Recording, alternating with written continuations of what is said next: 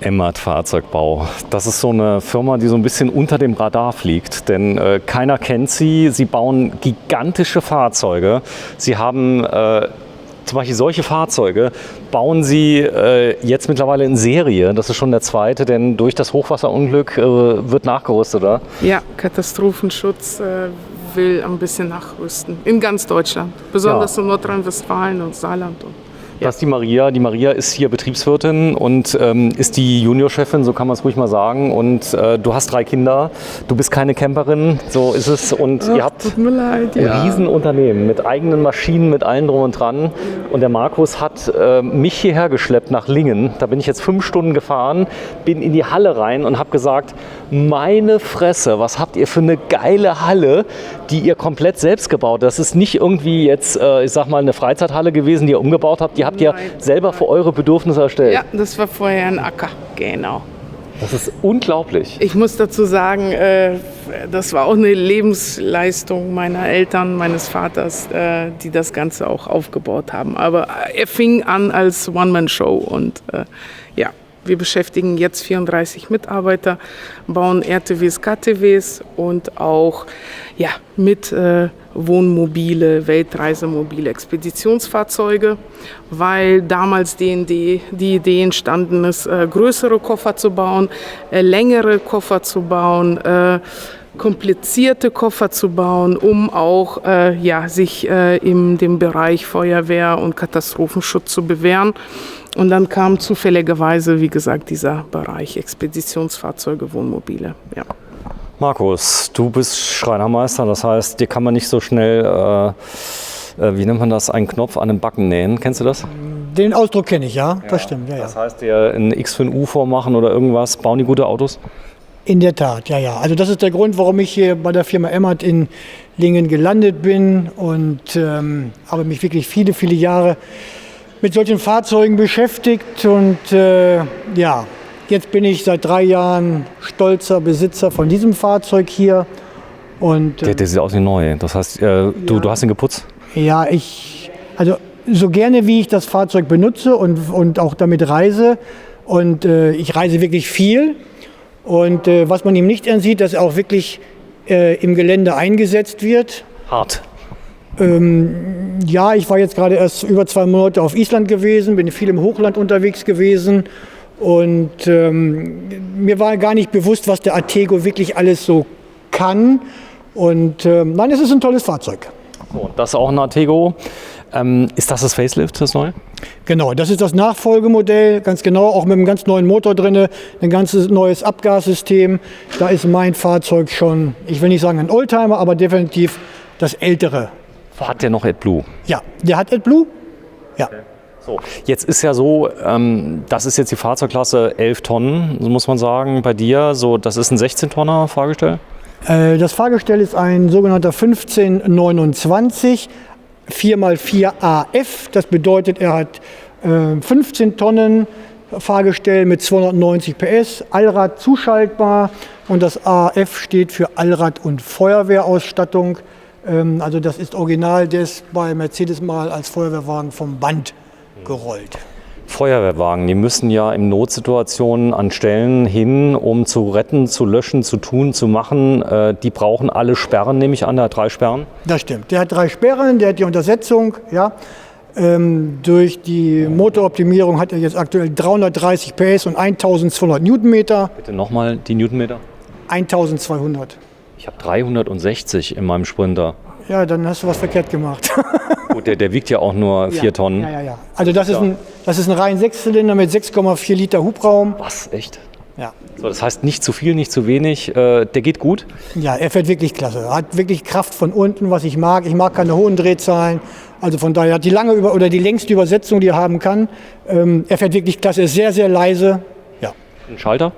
Nein, ein automatisiertes Schaltgetriebe. Okay, das heißt, du brauchst keinen linken Fuß mehr. Das stimmt. So, das ist also auch ziemlich wichtig, denn ich sag mal, ein bisschen Komfort will man ja haben. Ist das heute Standard, automatisiertes Schaltgetriebe bei Feuerwehren? Oder ist das Ob das bei Feuerwehren Standard ist, weiß ich nicht. Also der Artego hinter uns hat das auch. Ich persönlich bin im Leben so viel Auto gefahren, ich muss nicht mehr schalten. Also ich fahre gerne Automatik. So, ich zeige es mal gerade hier von der Seite. Ich habe jetzt mal ganz bewusst den Weitwinkel nicht ganz aufgedreht, damit er nicht zu sehr verzerrt. Weil normalerweise sieht dann das Auto so aus und jetzt sieht das so aus. So, das wird das Ganze mal sehen, einigermaßen maßstabsgetreu. Du hast etwas ganz Cooles. Du hast eine ein Edelstahl-Astabweiser /Reling/ ich kann da alles dran machen.de. Das ist richtig, ja. Das ist, ich war in diesem Jahr für 2,5 Monate auf dem Balkan unterwegs und gerade in Albanien und in Kosovo habe ich sehr viel tief hängende Äste gehabt und Bäume. Also der hat mir dort unten wirklich sehr gute Dienste geleistet. Und Edelstahl ist für mich einfach immer ein tolles Material, ist kein Vergang dran. Also besser geht's, glaube ich, nicht. Da ist kein Vergangen dran. Man merkt, du bist Handwerker. Das heißt, also kein Vergangen heißt, hält für die Ewigkeit. Das ist immer so mein Anspruch, das stimmt, ja. So, das ist ja auch eine interessante Konstruktion, Maria. Ihr habt ein Konstruktionsbüro, der Mann ist jetzt nach Hause gegangen, den werden wir morgen früh interviewen. Genau. Denn das ist wirklich vom Feinsten hier, was so gemacht wird. Und das fällt den Leuten auch auf, oder? Ja, genau. Also wir schauen, dass die Leute das bekommen, was sie auch zahlen. Sagen wir mal so, weil es ist für keinen so wenig Geld. Deswegen müssen die Materialien, die wir hier verarbeiten, auch vernünftig sein. Die Ausfertigung muss vernünftig sein. Es muss vorher geplant worden sein und dann umgesetzt. Markus, sag mal, kann das sein, dass es ein kleines bisschen arbeitet und deswegen die Gelenke drin sind? Man hätte es ja auch zusammenschweißen können? Oder? Das hätte man, aber ich mag das Design und arbeiten tut es definitiv nicht, weil dieser vordere Bereich jetzt nur am Fahrerhaus befestigt ist. Ja, also das ist mehr von der Produktion, hat man es sich einfach gemacht, wobei ich weiß, dass das Material, diese Gelenkverbinder sind sehr teuer. So, und hier vorne sieht man einen Schutz. Ist das ein Problem, das heute noch eingetragen zu kriegen, sowas? Ja, gute Frage. Der sogenannte Kuhfänger ist nicht aus dem Hause Emmert. Den hat mir ein befreundeter Schlossermeister gebaut, nach meinen Vorstellungen. Der ist nicht eingetragen. Ich habe mit 3 verschiedenen Ingenieuren, sowohl von DEKRA als mit TÜV auch gesprochen. Ich hoffe, da wird mir jetzt hier im Video kein Strick rausgedreht. Nein, eingetragen ist der leider nicht, aber ich habe mit den Prüfern gesprochen, selbst auch schon mit Polizisten, und die sagten, das sieht so original aus, als wenn es immer so sein müsste. Also selbst beim TÜV hat noch nie einer was beanstandet. Und ich muss jedes Jahr zum TÜV. Man muss auch sagen, du bist in vielen Ländern unterwegs, wo es das Wort TÜV gar nicht gibt oder erst neuerdings, wo auch das Thema Führerschein unbekannt ist. Denn selbst LKWs gefahren werden, du bist viel unterwegs auf Reisen. Island wolltest du früher bereisen, du hattest immer einen Hund, jetzt hast du keinen mehr und du warst in Island. Was ist die Herausforderung in Island? Sind es da die Flüsse, die da sind, oder die Berge? Ja, es stimmt so, wie du sagst. Ich habe, glaube ich, viel von der Welt gesehen. Ich habe irgendwann mal gezählt. Ich glaube, ich bin in über 55 Ländern mittlerweile gewesen. 55? Ja. Ich habe ganz früh mit dem Reisen angefangen, viel mit dem Motorrad. Halbe Welt bereist mit dem Motorrad und gut, jetzt halt auf 4 Rädern unterwegs. Island ist einfach ein Land der Extreme, ich will nicht sagen auf kleinstem Raum.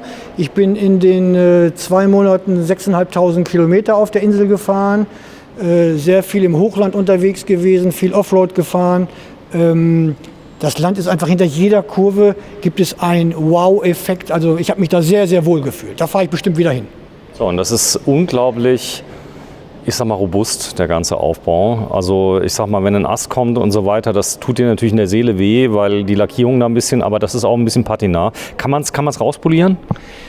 Also Gebrauchsspuren darf so ein Auto haben. Ich habe das Auto jetzt, wie gesagt, 3 Jahre. Er hat jetzt 78.000 Kilometer, bin ich in der Zeit mit ihm gefahren. Und ja, Gebrauchsspuren gibt es. Die siehst du kaum. Die Farbe ist auch dankbar, oder? Ja.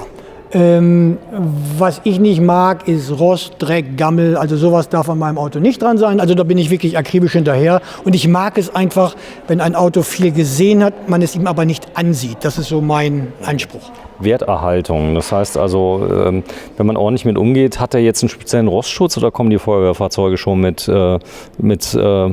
extrem Unterbodenschutz? Auch da bin ich akribisch hinterher. Ich habe von einem TÜV-Prüfer den Tipp bekommen, mit Seilfett zu arbeiten. Und das mache ich auch regelmäßig. Und das ist ein Material, was schön weich bleibt auch. Und wenn man mal irgendwie Kontakt hat bei irgendwelchen Bodenwellen oder bei Steinen, dann verläuft sich das wieder, wenn es warm wird. Also damit habe ich super Erfahrung gemacht. Und jetzt auch beim TÜV bin ich jetzt erst vor ein paar Wochen gewesen. Da sagte der Prüfer auch, das Auto sieht von unten aus wie neu. Da ist also nichts dran. Oft so, dass die Fahrgestelle schon nach kurzer Zeit anfangen, erstmal Flugrost zu bilden, dann geht das durch. Dann gibt es den typischen Satz, da ist ja genug Material dran, da passiert nichts.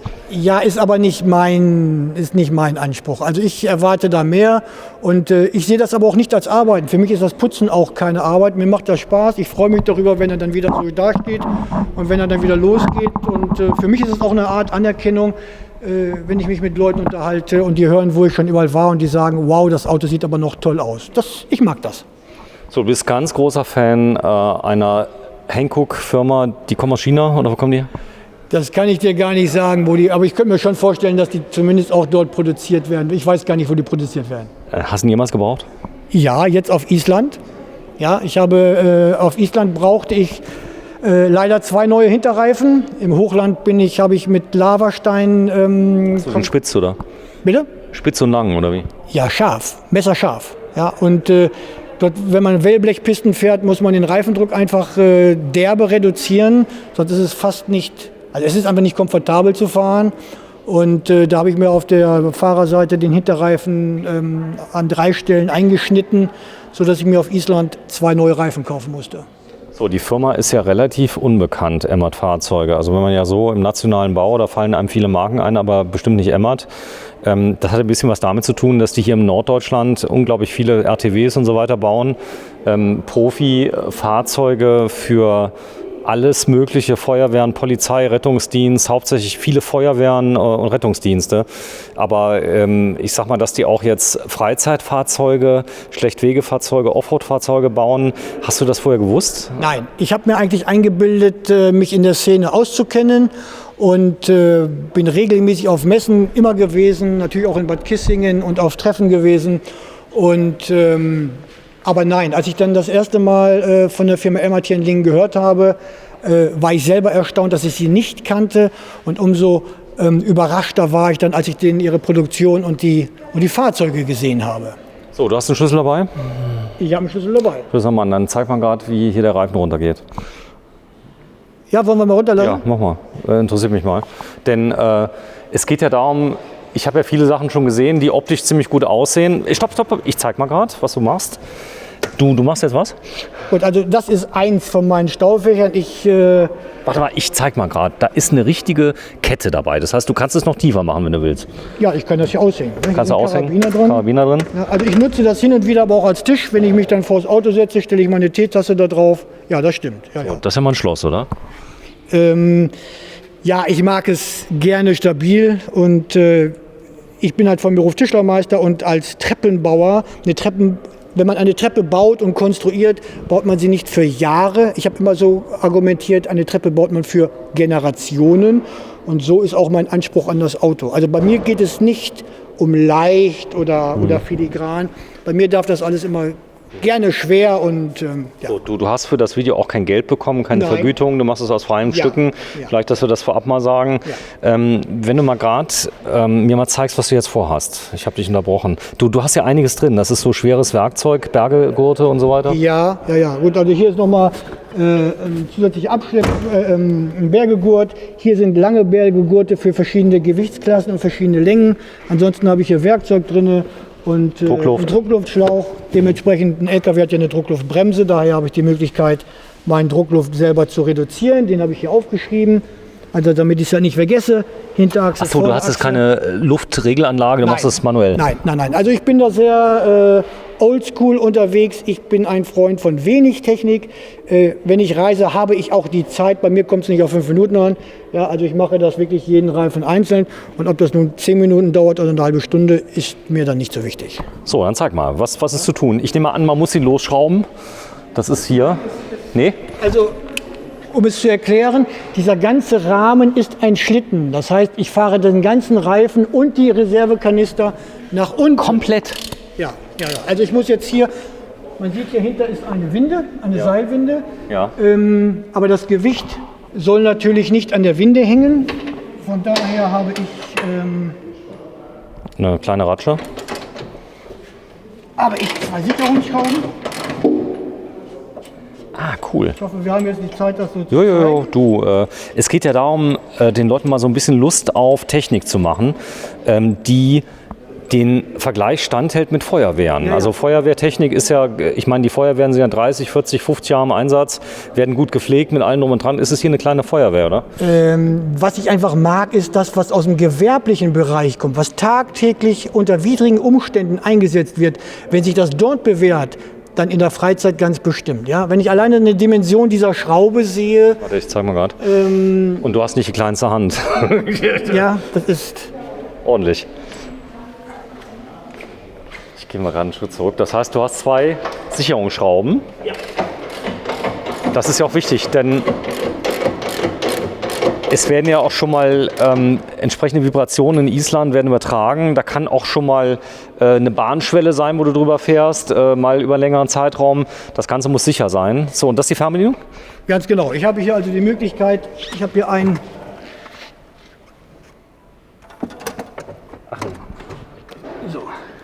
Anschluss. Und hier ist das letztendlich jetzt drauf erklärt. Warte mal, stillhalten. Ja, Zeig mal also da ist die Winde abgebildet mit Pfeil nach rechts bzw. nach links, also Verlauf des, ob sie nun zieht oder ablässt.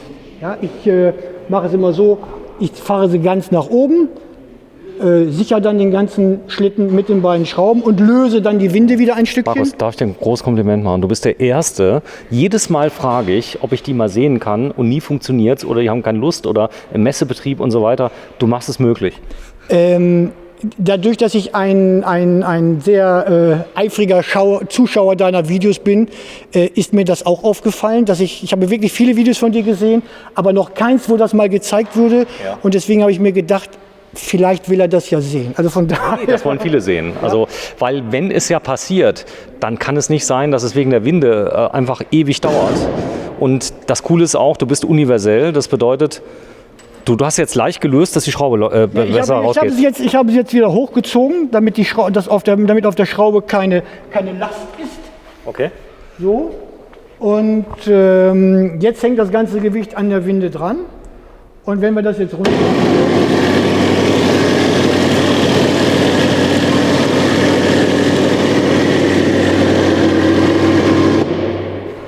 Das ist ja genial. So, und so ein Reifen wiegt ungefähr 170 Kilo. Ich zeige das mal gerade. Es ist eine Warnwinde drin. Ja, das stimmt. Aber durch die Funktion wie ein Flaschenzug, durch die mehrfache Umlenkung hat die auch eine Wahnsinnskraft. Ja? Ich kann gar nicht sagen, was das Ganze in Summe hier wiegt. Aber auch das ist das, was ich im Hause Emmert liebe. Dass hier einfach diese ganzen Querschnitte und Materialien, das ist fast wie aus dem Vollen. Ich habe immer früher meinen Kunden gesagt, wenn ich die Wahl habe zwischen einer Schraube, guck mal bitte, ja. Die Wahl zwischen einer Schraube, die so lang ist und so lang ist, nehme ich immer eine Schraube, die so lang ist. Und dadurch versteht man, wie ich denke und was ich möchte und erwarte. Und das ist einfach das, was ich an diesem Fahrzeug mag, dass es einfach alles extrem robust ist. Ja, also doch eine kleine Feuerwehr, oder? Ja, vielleicht. Also ich bin jetzt in der Lage, dieses Rad alleine zu handeln. Also ich habe schon den Reifenwechsel alleine gemacht. Das ist auch wichtig, oder? Ja, also mir ist es ganz wichtig. Ich mag keine Abhängigkeit von irgendwelchen Sachen. Dort, wo in dem Koffer hier sieht man, da habe ich einmal aufgeschrieben, dass die Radmotor mit 500 Newtonmeter, das ist also eine Menge, das ist auch ein Thema, wo man halt die Radmotoren überhaupt erstmal lösen können muss. Ja, also es ist halt alles schwer. Also ich habe bei mir einen Schlagschrauber immer dabei. Ich weiß nicht, ob du einen dabei hast. Nein, habe ich nicht. Elektrischer Schlagschrauber. Ja, ich weiß, gibt es mittlerweile. War ich bis jetzt immer zu geizig gewesen. Muss Ist ich gar nicht ehrlich teuer, sagen. kostet 160 €, habe ich mir gekauft. Gibt es eine Firma für, die baut, weil ich schon mehrfach Schrauben nicht aufbekommen habe. Ja? Und dann stehst du da und es ist immer die letzte oder vorletzte Schraube. Ich mache es gibt von der Firma, weiß ich gar nicht, wie ich das sagen darf, von der Firma Have Power habe ich ein sogenanntes Planetengetriebe. Habe ich schon gesehen, ja, mit so, Das genau. funktioniert wirklich prima. Ja. Man muss zwar dreimal so viel drehen, hat aber auch die dreifache Kraft. Und ich habe auch einen Drehmomentschlüssel mit, also von daher, ja, bin in der Lage, ein Rad alleine zu wechseln. Das finde ich auch wichtig. Also ich kann mich nicht irgendwo hinstellen, wenn ich in Tunesien oder wo auch immer bin und sagen, okay, ich rufe jetzt den ADAC an, die kommen definitiv nicht. Frage, du fährst alleine oder eine Frau dabei? Oder? Ja, aktuell bin ich viel alleine unterwegs, ja. Hängt davon ab, oder? Hängt davon ab, ja. Ja, das ist so.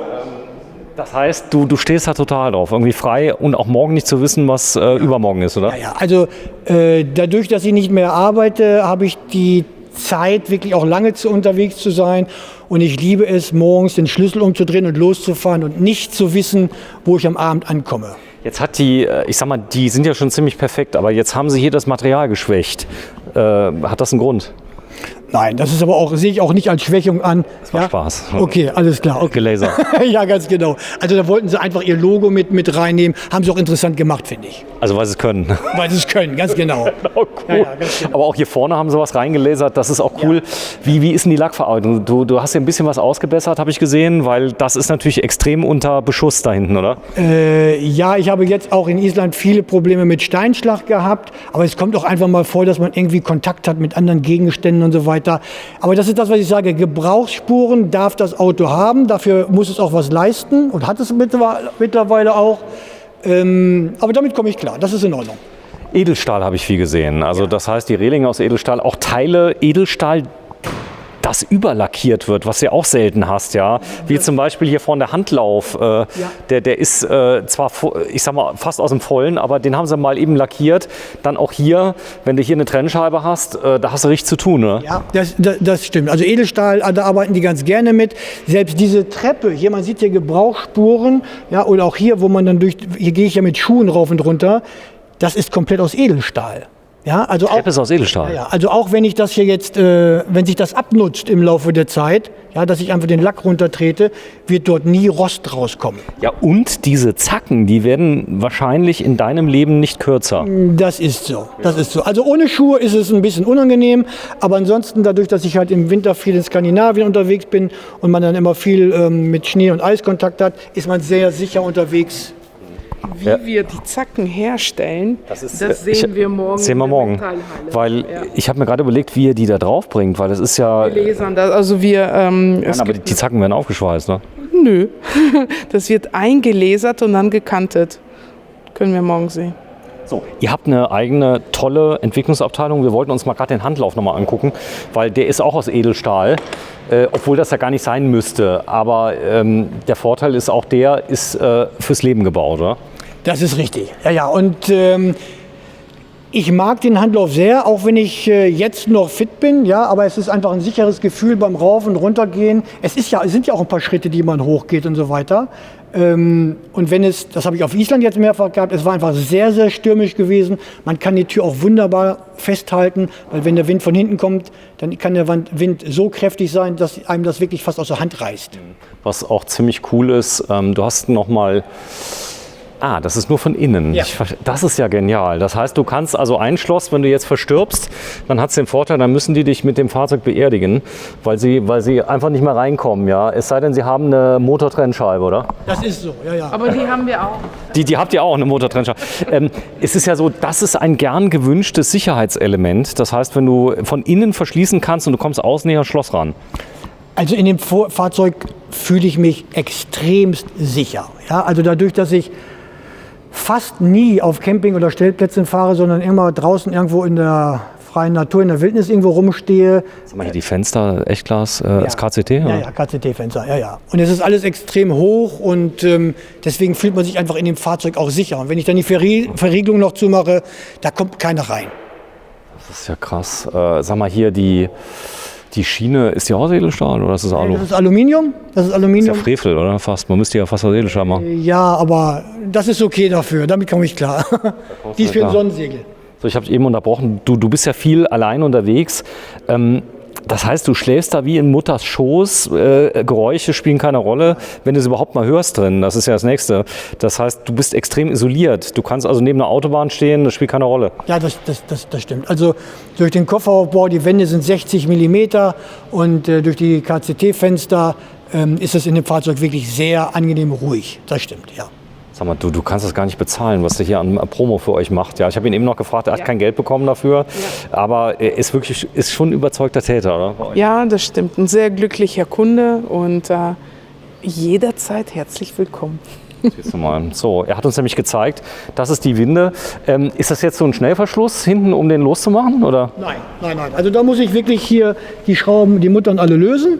Ja, diese Halterung, die man noch hier sieht. Achso, für Zusatz? Nee, das ist eigentlich für mich ein Fahrradträger. Ja, den habe ich mir konstruiert und hier kommen letztendlich zwei Rohre dran, die haben Anschlag und dann kann man hinten 1 oder 2 Fahrräder draufhängen. Daniel Düsentrieb, das hast du selbst entwickelt, oder? Ja. Sehr schön. Ja, dann sag mal, was Schönes von der Optik her, das ist dir wahrscheinlich noch gar nicht aufgefallen, aber mir, du hast hier vorne 3 so Elemente, wahrscheinlich ist das hier eine Show oder hat das irgendeine Funktion? Das ist in der Tat Optik. Optik, ja. So, aber die Optik habt ihr wiederholt hier vorne, damit auch die Symmetrie nämlich stimmt, denn Männer sind ja mittlerweile auch Frauen, ja, viele Frauen erkennen es auch, wenn man ein Bild schräg hängt und so weiter, ja, das ist so. Die legen Wert darauf, dass es gut ist. Ich nehme das zurück. Frauen sind auch unglaublich symmetrisch, aber oft sind so die Männer, die dann sagen, das Bild hängt schief oder irgendwas ist da und da und da. Wer kam denn auf die Idee, das vorne zu wiederholen? Was ist noch? Weiß ich nicht. Oder? Das ist, ich glaube, der Kunde selbst. Der Kunde selbst, Markus arbeitete immer sehr viel mit und hat tolle Ideen, wie er das umgesetzt haben möchte und ist immer wieder da und wir, ja. Du bist jetzt Rentner oder was? Tja, diese Frage stellen mir immer wieder Leute und ich mir selber auch. Als Rentner bezeichne ich mich nicht. Ich darf auch fragen, wie alt du bist? 55? Ich werde nächste Woche 55, ja. Okay. Also ich weiß es, weil du es eben gesagt hast, ja. Weil ich bin 53, aber viele wünschen sich ja, ich sag mal, irgendwas zu erleben. Und so wie ich das raushöre, warst du Zeit deines Lebens auf Achse, hast dir immer Zeit gegönnt, um zu reisen, oder nicht? Ja, ich habe aber auch sehr viel gearbeitet. Ich bin 30 Jahre lang selbstständig gewesen. Ich habe, wie gesagt, eine Tischlerei gehabt, haben uns auf den Treppenbau spezialisiert. Bin aber seitdem ich 16 bin eigentlich immer selbstständig am Reisen. Am Anfang, wie gesagt, mit dem Motorrad und dann sind die Fahrzeuge immer ein bisschen größer geworden. Und mein Traum war immer so ein Allradfahrzeug, um einfach jahreszeitunabhängig unterwegs sein zu können. Und ich habe meine Firma vor fast 4 Jahren verkauft und jetzt bin ich halt in der glücklichen Lage, gesund zu sein und das zu machen, was ich am liebsten mache. Und das ist letztendlich mir die Welt anzuschauen. Sport, du bist sportlich? Nö, gut. Geht so. Ich zeig mal gerade, du bist aus welchem Bundesland bist du? Niedersachsen. Niedersachsen. Ich hätte gedacht, du wärst aus Nordrhein-Westfalen, weil da ist das einarmige Reißen nämlich Standard, das kennst du? Du hast aber recht, ich bin gebürtiger Bielefelder und das ist Nordrhein-Westfalen, ja. Weil du ein ziemlich lockerer Typ bist. Also ich sag mal, die Nordrhein-Westfalener, die sind alle eher so ein bisschen lustiges Völkchen, locker, die gehen nicht zum Lachen in den Keller und so. Ist es bei dir so oder bist du eher so ein Konservativer? Ich glaube, ich bin eher der konservative Typ, ja, das glaube ich schon.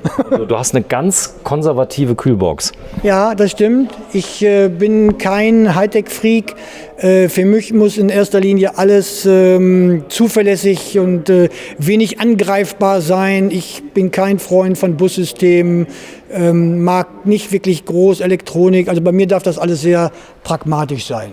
Ja, das ist schön. Ich hätte dich zwar gar nicht so eingeschätzt, aber es ist so, einfach mal zu zeigen, Technik, die, ich sag mal, zweckmäßig ist, nicht verspielt, sondern wir reden hier über zum Beispiel diese Klappe hier, die kommt ja aus dem Nutzfahrzeugbau. Wir werden auch mal morgen sehen, wie diese Sandwiches gefertigt werden. Das ist außen Alu, was habt ihr? Das sind, also die Klappe meinst du? Nee, außen drauf Alu, was ist das? Material?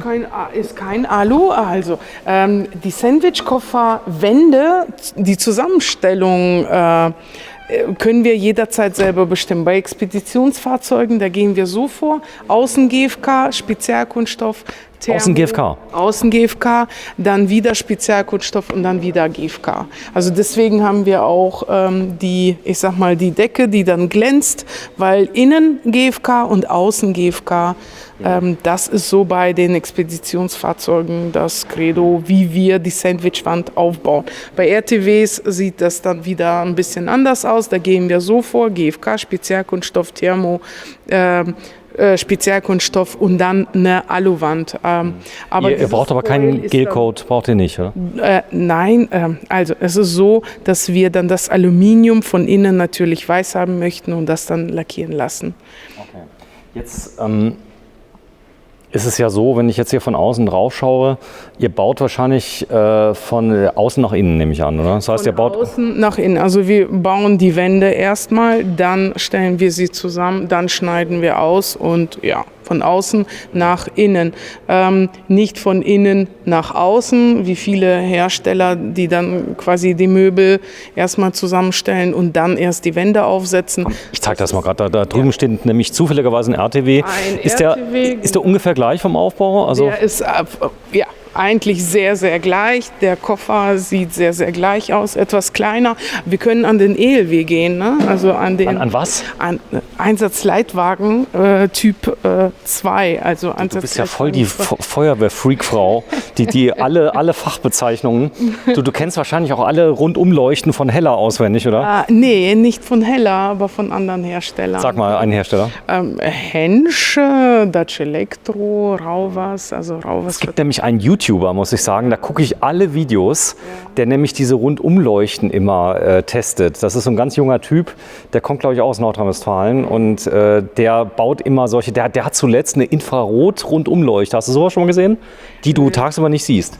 Nein, aber da gibt es, also für den RTW-Bereich und für den Einsatzleitwagen-Bereich haben wir immer wieder die gleichen, die wir benutzen, die DRKs und die Kreise auch kennen. Das heißt... Nee, das war jetzt praktisch ein Einsatzfahrzeug von der Polizei und das hatte eine Rundumleuchte mit Infrarot. Das heißt, die hast du mit dem normalen Auge nicht gesehen. Was hat das für eine Funktion gehabt? Kommst du da drauf? Das heißt, du siehst sie nicht, aber sie ist total hell. Sie ist total hell und sieht alles. Ja, gut. Es ist der Hubschrauber. Wenn die nämlich jemanden finden im Wald, dann können der Hubschrauber von oben... Ich bin schon nervös. Ich dachte schon, ich kenne etwas nicht. Von oben kann sehen, wo die Einsatzfahrzeuge sind. Ah, okay. Aber derjenige, den sie suchen, der sieht es nicht. Der sieht das nicht, ja, ist klar. Das ist so okay, gut. Tiere. So, erzähl mal. Das ist jetzt Sandwich? Das ist jetzt Sandwich, genau. Das sieht man jetzt schlecht. Warte, genau. GFK, ja, hier unten, guck mal. Spezialkunststoff, genau. GFK, Spezialkunststoff, Thermo, Spezialkunststoff, GFK. Das ist jetzt die Zusammensetzung. GFK Spezialkunststoff. Das heißt, wir sprechen eigentlich, es gibt ja dieses Bandenmaterial, was du hast, wie nenne ich das, Dibond. Ist das so ähnlich? Ja, wir nennen das Spezialkunststoff. Wir benennen das mal in diesem Video nicht so gerne. Nein, aber ich sag mal so, das Dibond kenne ich, da kannst du 10.000 Mal mit dem Fußball gegen schießen, da passiert nichts. Das meine ich damit. Es geht jetzt nicht darum, dass man das macht. Sehr namhaften Hersteller, genau. So ähnlich ist es. Okay. Das ist nämlich so, also ich kenne nur dieses Dibond-Material, das wird verwendet für Banden in Fußballplätzen, damit die 100 Jahre halten und die schießen ja mit Vollgas dagegen und da siehst du nichts. Also das war ein Beweggrund für mich, auch einen Koffer mit GFK-Wänden zu nehmen. Wir haben damals hier mir wurde ein Test gezeigt bzw. angeboten, einfach mal den Vergleich, das können wir vielleicht nochmal nachher oder morgen nochmal zeigen, einfach mal mit einem dicken Vorschlag oder mit einem Fäustel auf eine Panelwand zu schlagen, einmal die Außenseite GFK und einmal mit Aluminium. Und weil immer wieder Kunden sagen, oder auch Bekannte, die sagen, die hätten das gerne in Aluminium, die Festigkeit von GFK ist definitiv stabiler.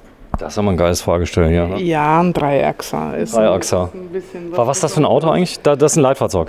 Einsatzleitwagen, genau. Wobei ich hier einmal ganz kurz auf die Profile eingehen muss. Das ist jetzt ein kaltes Profil, also kein isoliertes Profil, welches wir dann morgen sehen, sondern eher ein leeres Profil, was quasi einmal eine Zarge und ja, ein Profil, was wir dann bei RTWs einsetzen. Ist jetzt kein Reisemobil, muss man sagen. Das heißt, wenn es kalt ist, machen die Heizung an und dann wird es schon warm. Genau. Weil die stehen tagsüber immer beheizt, wahrscheinlich in der Halle. In Hallen, genau, oder haben eine 230 Volt Einspeisung dann, wenn sie irgendwo stehen, können dann aber auch autark stehen, müssen aber einen Generator anmachen, ja. So, das ist ja so, Das ist ein Funkraum da hinten. Ja. Ich erzähle mal einfach. Ja, erzähl mal. Ja, hier eine Trennwand mit Schiebetür, Funkraum hinten. Das steht da jetzt einfach, weil wir jetzt diese Woche die Möblierung geplant haben. Der Kunde war da. Und dann hier ist die Sitzbank, 2 große Bildschirme rechts und links, in der Mitte ein Tisch und an der Wand eine Leiste mit HDMI-Anschlüssen, mit Victron habt ihr auch hier im Einsatz, im Profibereich. Ja, genau. Verbauen wir sehr, sehr gerne. Vor allem, da sind immer, das siehst du bei uns, immer wieder die gleichen Module, die dann individuell zusammengestellt werden, damit wir das passende Ergebnis bekommen, ja.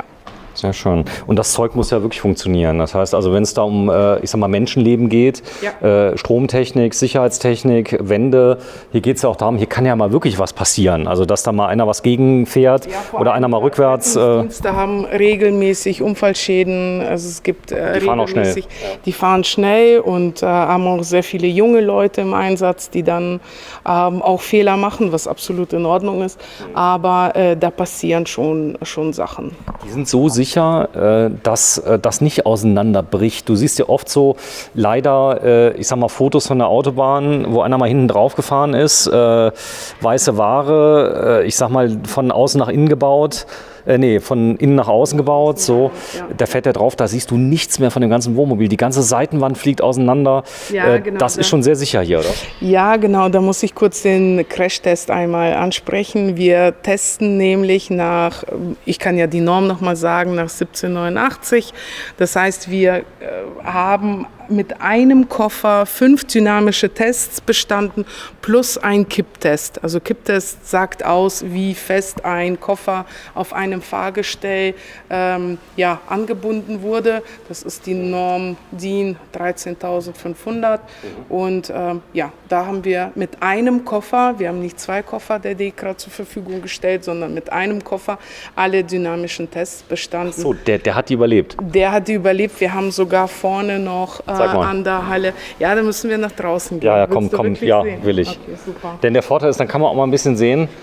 Ihr habt auch ein Sitzelager, muss man sagen. Das ist aber nicht nur, weil Ja, leider. Es bleibt immer welche. Ihr müsst die auch ausbauen, die Sitze. Ja, aber die meisten kommen dann wieder rein. Aber es gibt dann auch Ausstellungssitze. So, das ist eure Werkstatt. Die werden wir morgen extra Video machen. Genau, mal ein paar Maschinen zeigen. Halle hier kann man vielleicht, genau. Da ist noch jemand am Arbeiten. Du, ich bin dir so dankbar dafür, dass ich herkommen durfte. Denn sowas sieht man nicht alle Tage, oder? Ja, das freut mich. Den Eindruck habe ich auch. Und deswegen bin ich der Meinung... Sag mal, was ist denn das für ein Tor? Was ist das für ein Tor? Ihr wollt es wissen, oder? Das heißt, ihr habt Sektionaltor, habt ihr nochmal versteift. Und zwar das gibt's doch nicht. Die haben das Sektional, das heißt, ihr habt die Winde, oder? Im Norden. Ja, wir haben Winde und... Warte, komm, lass uns... Da gehen wir kurz außen rum. Jetzt wird es dunkel ein bisschen. Ja, es macht nichts. Aber das ist der Crashtest-Koffer. Das ist der Crashtest-Koffer. Genau, der wurde einmal auf die Seite gelegt. Deswegen sind die Scharniere so ein bisschen eingedellt.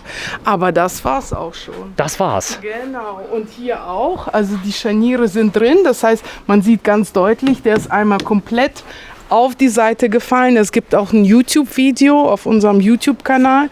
Da kann man das noch ganz genau sehen.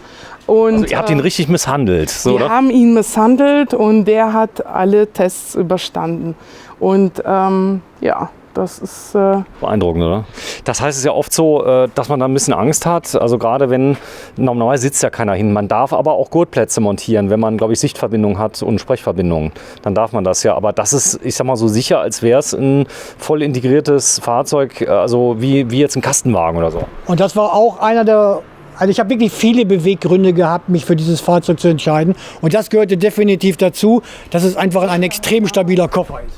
Die Dekra hat damals auch Slow-Motion-Kameras eingebaut, die dann nochmal, also das kann man dann in dem Video auch sehen, die dann nochmal zeigen, wie sich die Möblierung während der während der Beschleunigung bewegt. Also die Möblierung bewegt sich innerhalb des Koffers.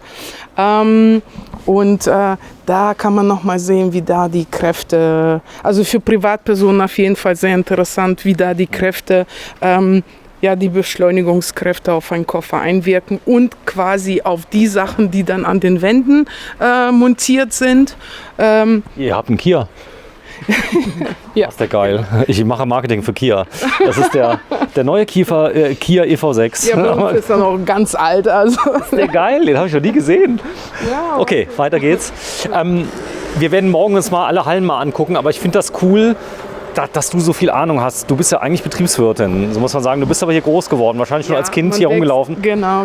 Man wächst so ein bisschen rein. Vielleicht nicht in dieser Halle, da bin ich als erwachsene Person dazugekommen, aber immer schon mit gewesen in der Firma und mitgelebt. Ihr habt ja so das Schwerste, was es gibt. Ihr seid in einem hochkompetitiven Markt. Das heißt, es gibt ja ganz viele Hersteller, die, ich sag mal, gerade Feuerwehrautos bauen und so weiter. Genau, besonders im Emsland übrigens, ja, genau. Okay. Ist da irgendwie ein Nest gewesen? Oder? Ja. Das ist irgendwie aus einem Unternehmen dann alle möglichen Unternehmen. Das ist hier von der Seite. Wenn du mal ganz kurz, Markus, ich weiß, du bist schöner wie das Fahrzeug, aber Ja, danke. ich zeig's mal gerade. Das ist natürlich ein echter Hingucker, wenn du damit auf den Campingplatz fahren würdest und du hättest hinten einen Dreiachser auf Basis Crafter. Das ist natürlich richtig schick, oder? Ja, das stimmt. Aber Guck mal, hier vorne die Rundumleuchte. Der wird noch blau später? Ja, ist ein Blaulicht, genau. Nein, außenblau meine ich. Außenblau, ja klar. Das ist cool. Das ist ein Blaulichtsystem. Übrigens, hierzu kann ich sagen, 2 Einspeisungen. Eine für die Klimaanlage, für die für die Stauraumklimaanlage. Wir haben uns gegen die Dachklimaanlage entschieden, weil das Tor nicht hoch genug war. Und hier für die Funktechnik und für die Monitore und für den Kühlschrank und die Kaffeemaschine. Das ist ja heute in so einem Fahrzeug, reden wir ja nicht mehr von irgendeinem Funkgerät. Das ist praktisch EDV, Informatik. Ja, genau. Ist Digitalfunk. Ist es Lades, genau, Digitalfunk und für die Feuerwehr unerlässlich. Das ist auch ein schöner. Das ist jetzt auch ein Krankenwagen oder ist das Polizei? Dieser hier, der NKTW. Der NKTW? Was ist NKTW? NKTW, Notkrankentransportwagen. Also quasi ein Twitter zwischen KTW und RTW. Was ich cool finde, das ist jetzt, werden wir morgen alles zeigen, extra Videos machen dazu. Ja. Denn der Markus hat sich deswegen entschieden, weil das hier höchste Profitechnik ist und all dieses Wissen hat man angewendet. Hast du auch das gleiche Material innen, oder? Ja, also das Material vom Möbelbau ist bei den Expeditionsfahrzeugen ein anderes als wie in den Krankenwagen. Man könnte es aber kriegen, wenn man will. Ja, das stimmt. Ja. Genau. Das ist so ein kleines bisschen nüchtern, muss man sagen. Aber ihr habt, sehr nüchtern, aber so ist es auch gewollt. Ne? Ich liebe Klavierbänder, weil die sind aus Edelstahl unkaputtbar. Also die sind, genau. da geht das Auto in Flammen auf. Alles, was übrig bleibt, ist das Band, das Klavierband. Aber was ich total gerne mag, ist dieses Fach. Ich liebe dieses Fach. Guck mal hier, der Möbelbau. Um das zu verschließen, habt ihr eine eigene Form gewählt. Ja, erzähl mal, warum liebst du es?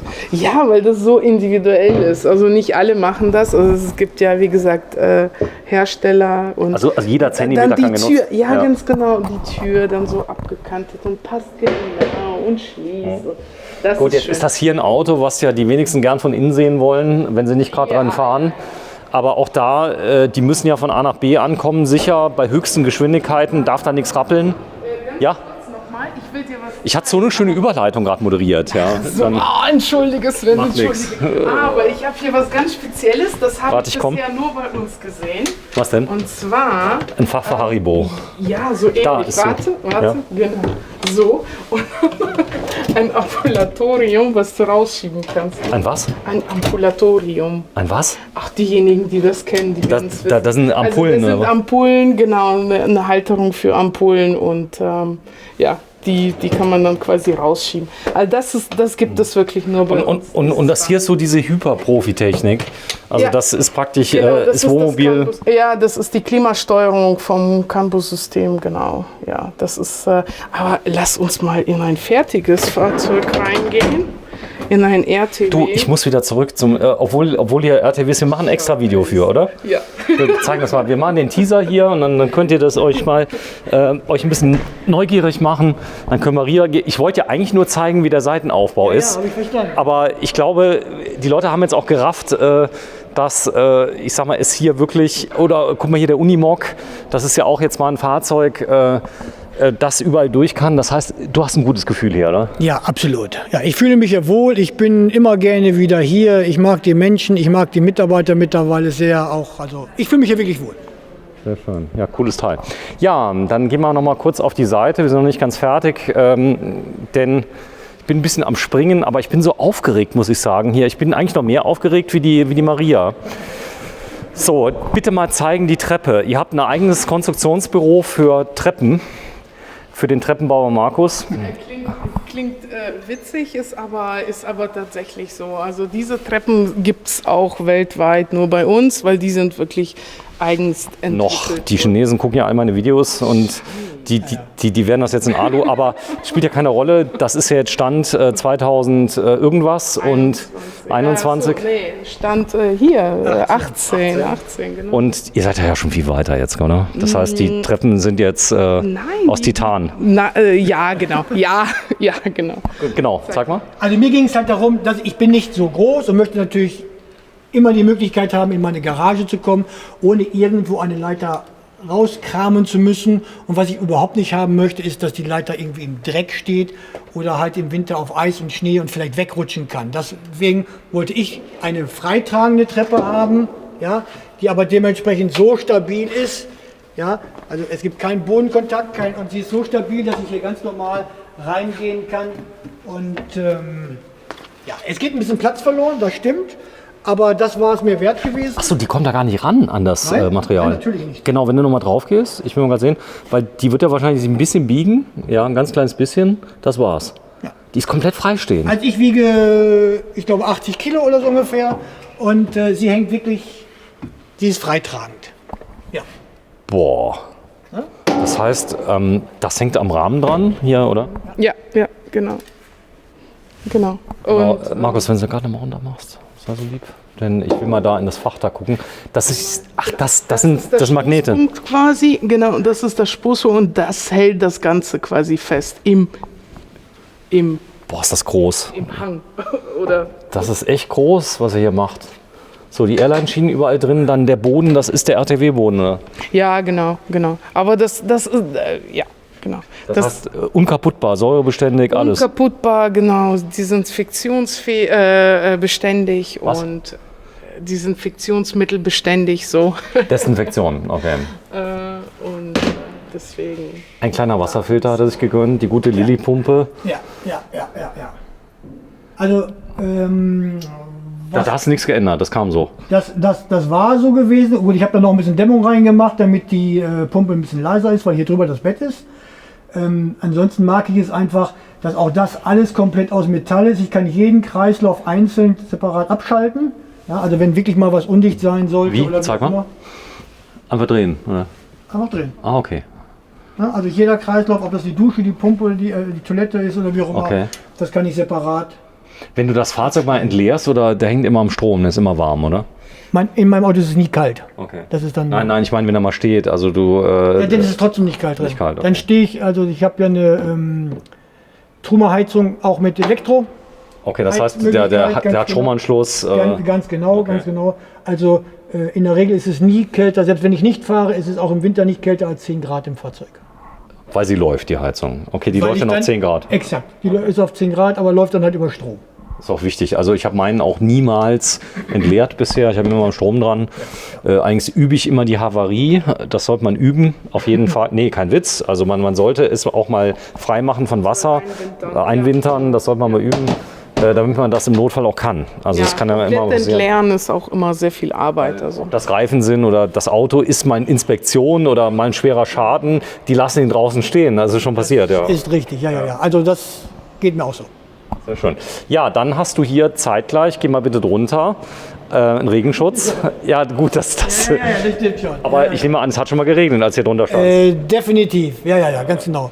So, jetzt hätte ich ja natürlich noch einen Dip drüber machen können, aber du bist ja nicht aus Zucker, deswegen macht dir das nichts.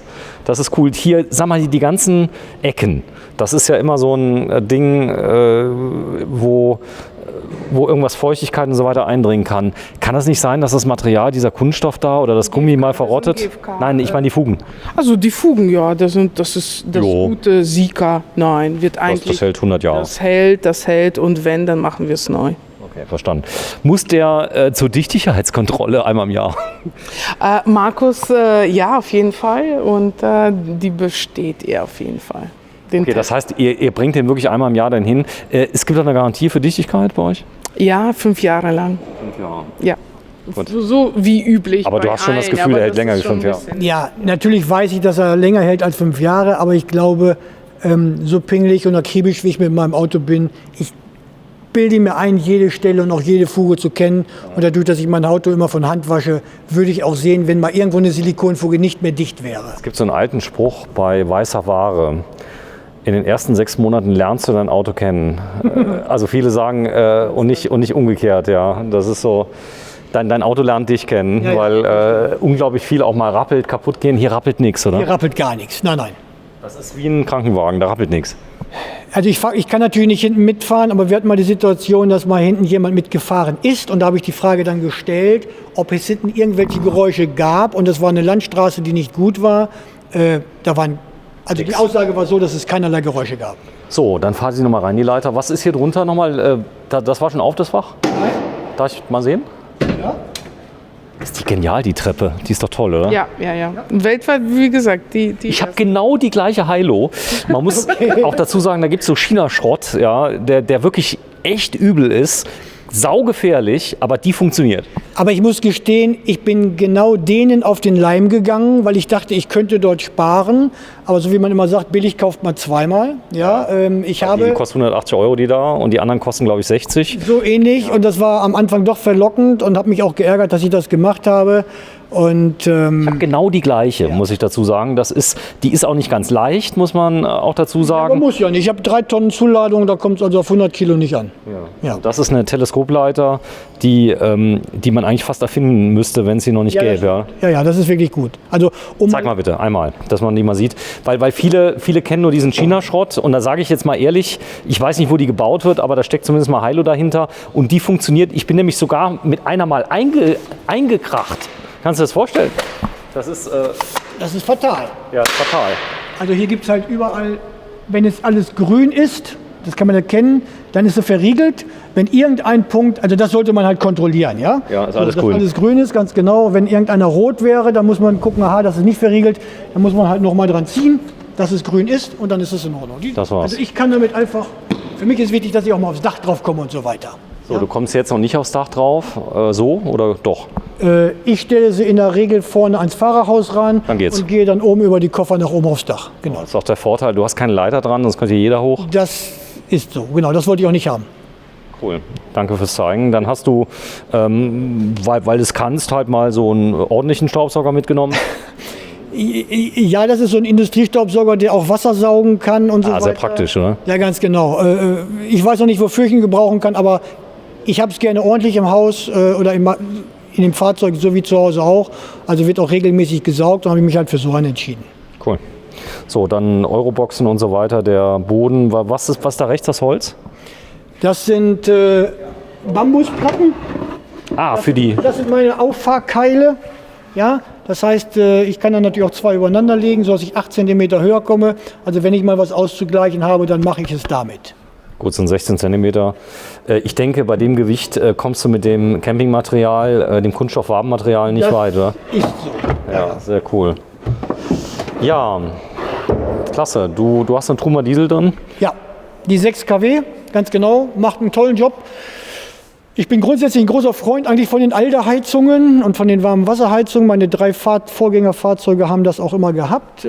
Ich glaube, im Fernreisebereich ist so Diesel schon das Maß der Dinge. Diesel definitiv. Und, Hast du die neue Scherheizung gesehen? Ja, habe ich mich mit beschäftigt. Ich habe ein Video gedreht, kommt nächste Woche. Okay, Mit dem Hersteller. Aber das Problem ist, die läuft auf 230 Volt. Ich weiß, das ist eine Dieselheizung, aber die Steuerung läuft noch auf 230 Volt. Stimmt. Das heißt, du brauchst immer einen Wechselrichter, damit sie funktioniert. Und das wäre für mich jetzt ein Manko. Die kleine rote hast du auch schon gesehen? Ja? Ja, hast du gesehen. Ja? Du warst auf der Messe. Ja, ich habe mich auch mit denen unterhalten. Und als sie mir dann gesagt hat, dass die über 230 Volt läuft, war für mich klar, dann ist es jetzt noch nichts für mich. Ja, vielleicht demnächst. Vielleicht demnächst, ja, ganz genau. So, hier was hier? Das ist ja mal eine große Klappe, oder? Ja, Wahnsinn, ne? Ja, das ist eine große Klappe. Er hat eine große Klappe. Markus ist alles sehr Markus! Ja, bei mir ist immer alles ein bisschen reichlich. Du willst einen Space Shuttle antreiben, oder was? Ja, so ungefähr. Gas brauche ich eigentlich nur zum Kochen, für meinen Backofen und für einen Generator. Und ich habe hier, wie gesagt, 2 Tanks und auf der anderen Seite noch 2 5 Kilo Flaschen. Also in der Regel tanke ich einmal im Jahr Gas und das reicht dann. Das Volumen von den Tanks? Ich glaube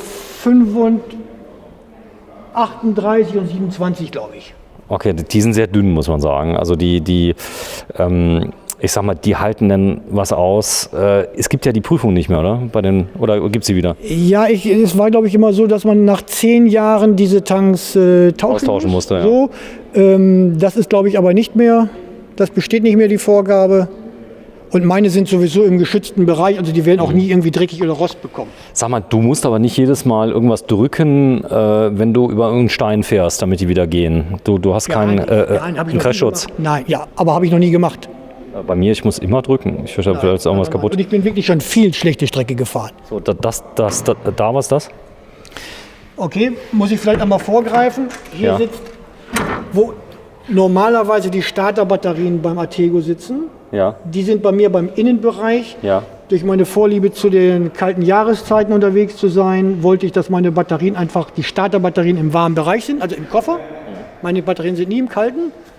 Und dadurch habe ich halt den Platz jetzt nutzen können für einen Gasgenerator. Und das ist die Einheit, die letztendlich das Gas gasförmig macht für den Gasgenerator, weil das ein umgebauter Benzingenerator eigentlich ist. Okay, das Problem ist ja, glaube ich, dass das gasförmig sein muss in dem Fall. Das heißt also, ich glaube nur oben ist, glaube ich, gasförmig und unten ist flüssig in so einem Tank, oder? Es ist ja davon abhängig, was für ein Gemisch du tankst. Also es ist ja eine Mischung aus Propan und Butan und ich achte eigentlich das ganze Jahr darauf, dass ich immer ein Mischungsverhältnis von mindestens 90:10 tanke oder mehr, oft gerne auch 95:5. Was ich eigentlich nie tanke, ist zum Beispiel 50:50.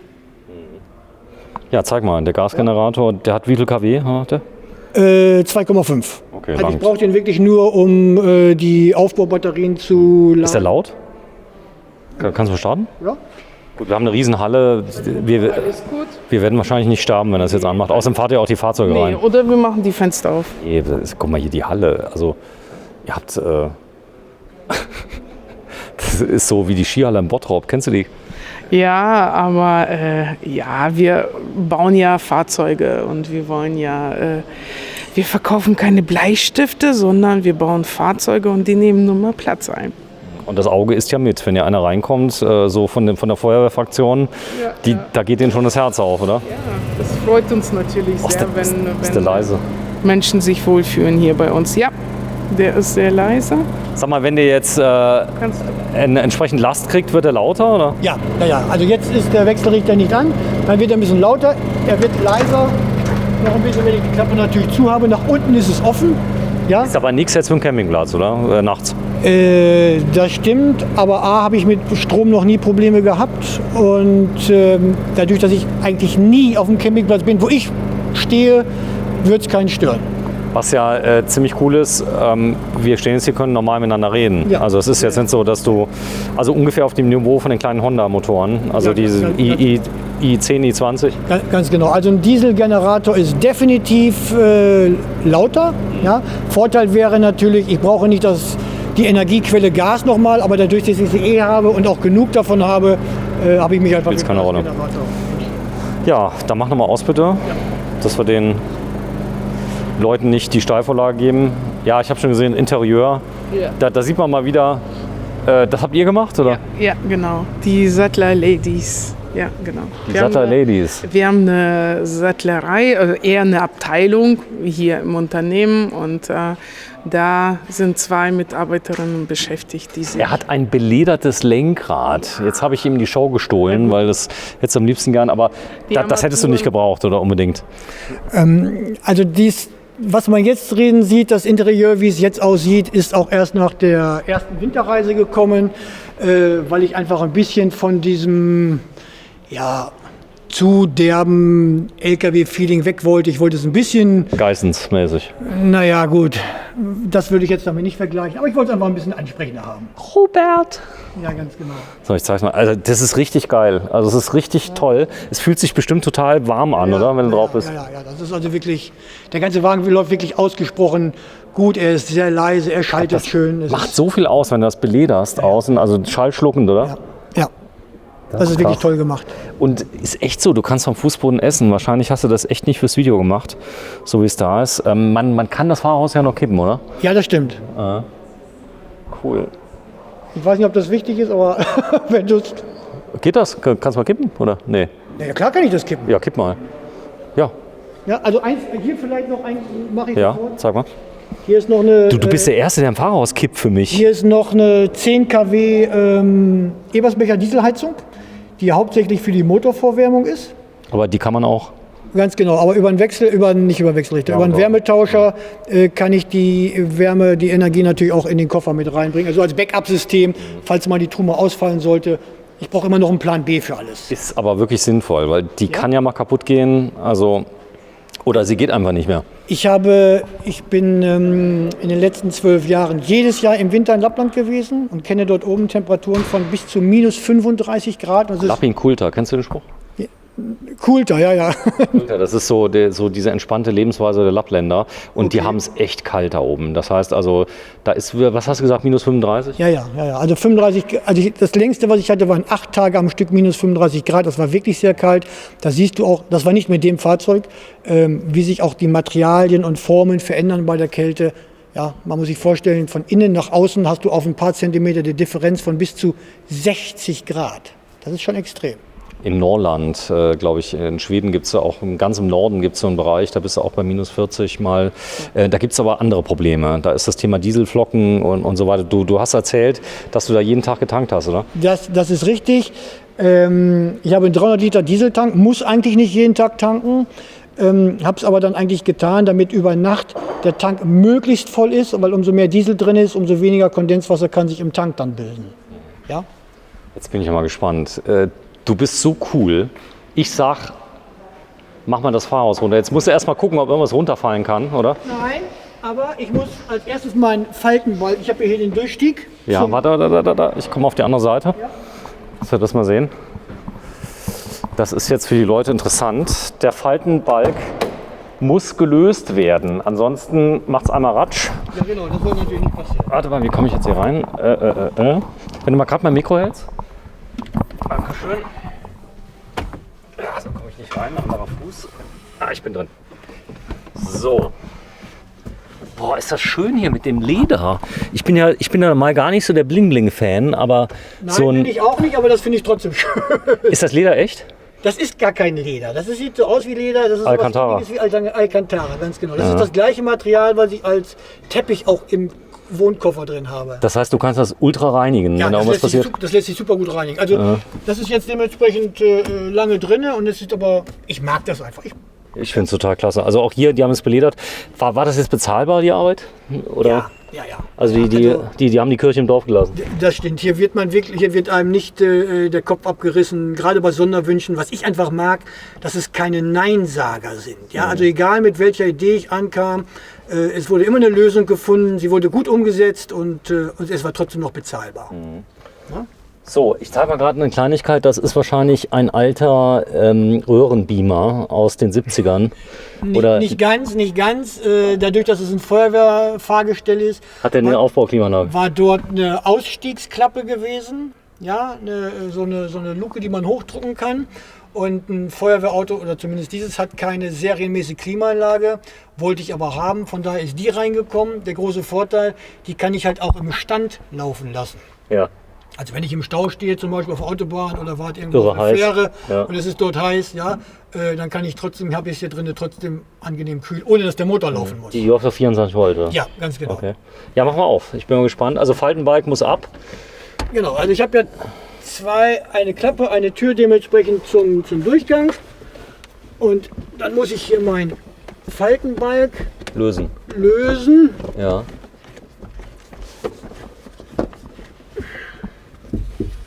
Der macht alles mit, Maria. Ja, Das ist, ich weiß, ist doch gut. Ist doch gut. klar, das ist gut. Du bist der erste, über 1000 Videos habe ich gedreht, ja, und keiner hat den Faltenbalg mal gelöst und das warum Ding nicht? runtergemacht. Keine Ahnung, weil sie irgendwie keinen Bock hatten. Also es ist, aber ist ja auch Aufwand. Du bist auf einer Messe, da steht was davor, da sind die Prospekte davor. Also ich kann das schon verstehen, ja. Das Okay, ist so. aber finde ich jetzt nicht schlimm. Also von Nicht schlimm. daher- So, ich bleibe aber jetzt nicht drin, oder? Nein, das solltest du nicht. Okay, warte, ich komme raus. Ah, ich kann ja wieder raus.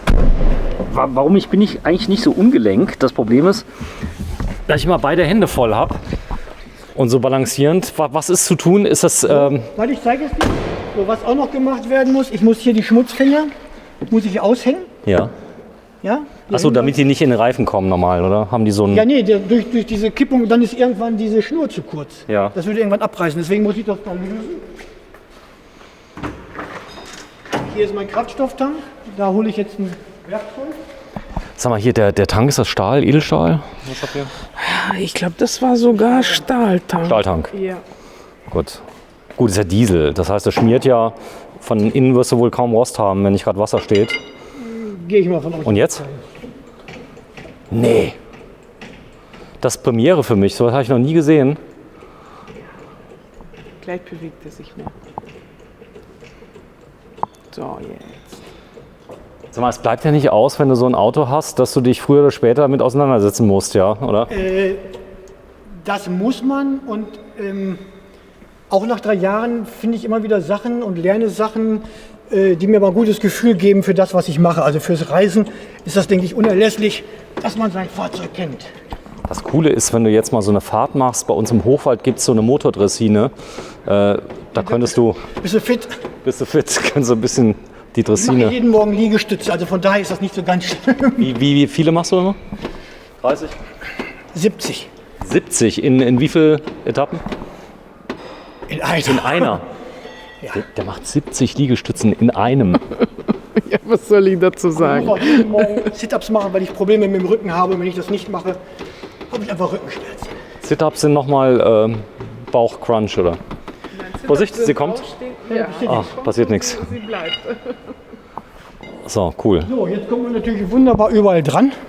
Ja? Sag mal hier, wenn der jetzt voll integriert ist, da haben die ja oben eine Klappe. Ja. So, und dann ist er schwieriger, oder? Meine Vorgängerfahrzeuge waren so gewesen, ganz genau. Ich habe auch 7,5 Tonner gefahren auf MAN, auf dem TGL, mit dem Alkoven und die haben dann eine Klappe gehabt. Aber so ist es natürlich wesentlich einfacher. Ich komme jetzt hier gut an meinen Luftfilter dran, auch für die Inspektion. Der ist es wo, einfacher. der Luftfilter? Hier. Ja, du bist so ganz leicht außer Atem. War das schwer jetzt, oder? Nee, aber man hat halt was getan. Zumindest war es schwieriger, als ein Mikro zu halten. Was ja genial ist, du kannst die Federn jetzt mal schön sehen. Ja. Der hat Blattfedern, Dämpfer hat er auch, wie ich sehe. Hier sind auch an der Vorderachse sind auf beiden Seiten 4 Punkte, die regelmäßig gefettet werden müssen. Also ich habe eine Fettpresse dabei und auf Reisen so einmal im Monat fette ich meine ganzen Punkte dann dementsprechend ab. Da komme ich so wesentlich besser dran. Wo, welche? Die hier zum Beispiel? Nee, da nicht. War nicht. Ich wollte mal hier rein. Dachte, jetzt hätte ich einmal. Da ist einer.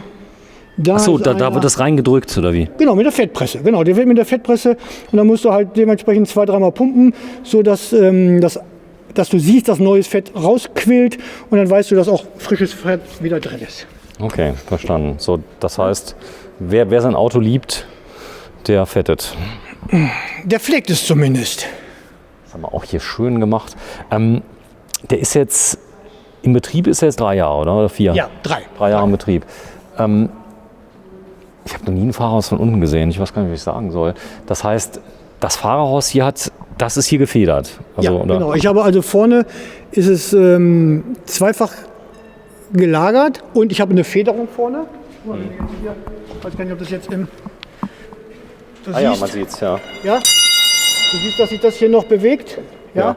Und es ist dementsprechend hier hinten noch gefedert. Ja. Und dann in Kombination mit dem richtigen Reifendruck und den luftgefederten Sitzen ist es ein sehr komfortables Fahren. Ja, es ist ein tolles Fahrzeug. Also es gibt ja von Mercedes noch eine Stufe größer für die Baustellenfahrzeuge und so weiter, aber der macht als Feuerwehrauto einen guten Eindruck, oder? Es ist ein tolles Auto und höher möchte ich auch gar nicht haben.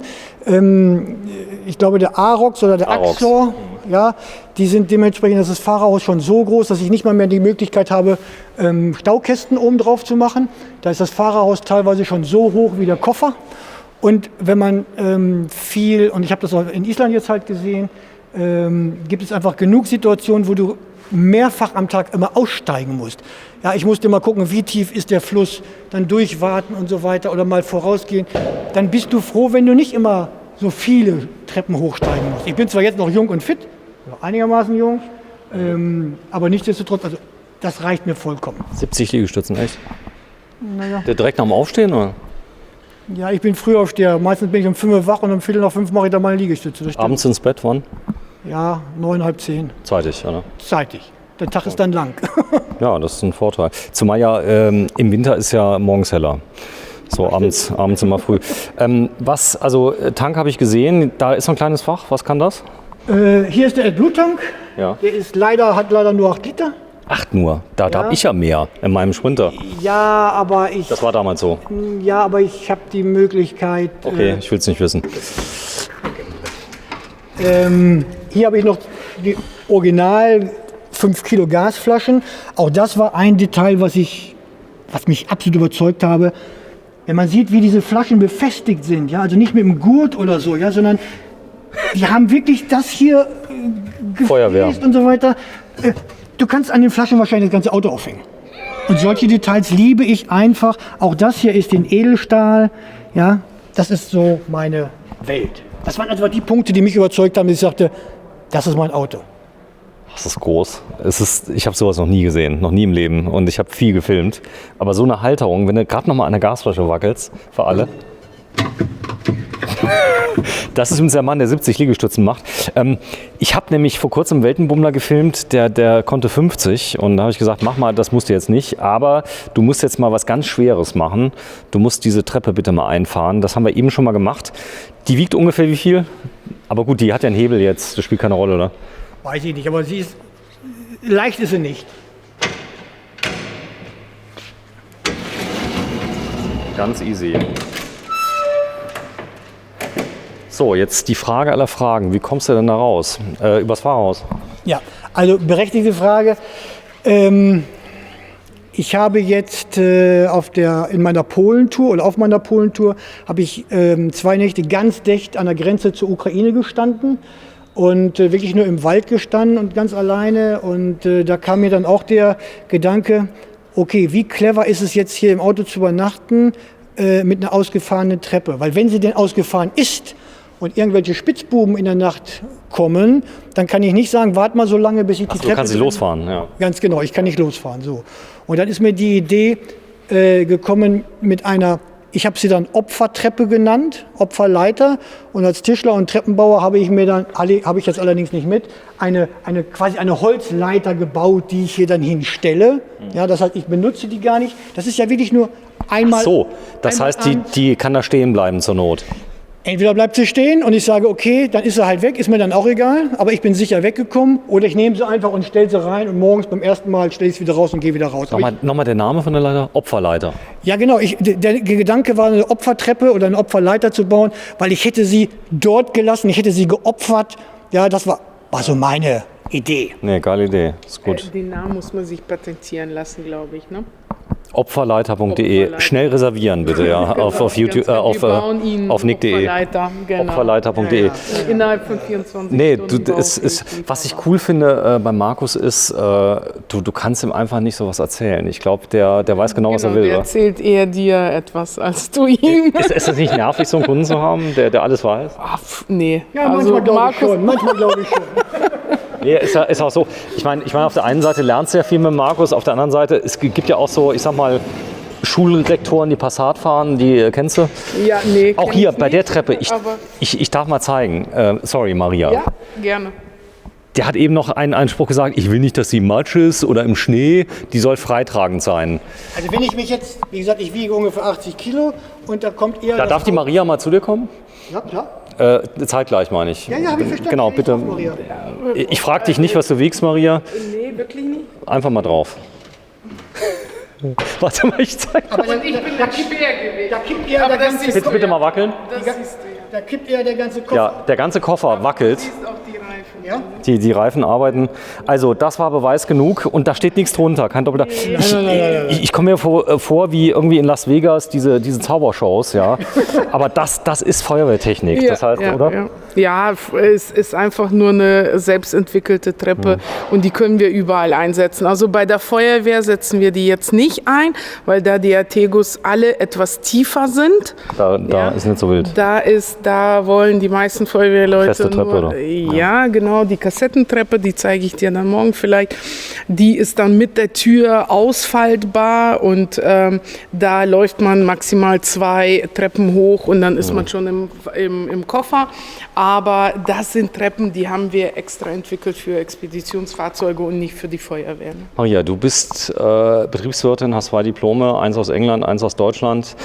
Was ist das für ein Stahl? Das ist Edelstahl. Nein, ne? welcher? Welcher Edelstahl? Keine Ahnung, das gut. muss dann der Konstrukteur mir sagen. Sehr Oder der Das ist- V2A, Ja, genau. es gibt ja, ich habe mal Stahlvideos gedreht, da hat jedes Stahl hat nochmal eine eigene Bezeichnung. Wenn sie Okay, das die jetzt kenn ich gewusst, allerdings auch nicht. wenn sie das jetzt gewusst hätte, ja, dann hätte ich gesagt, hey Maria, du das kommst weiß ins ich goldene nicht. Buch der der Frauen, die sich mit der Metall Diplom-Betriebswirte, Ja, die klar. Metall machen. Komm, wir gehen mal rein. Denn wir haben jetzt festgestellt, wir können auch zu dritt drauf, das machen wir jetzt nicht.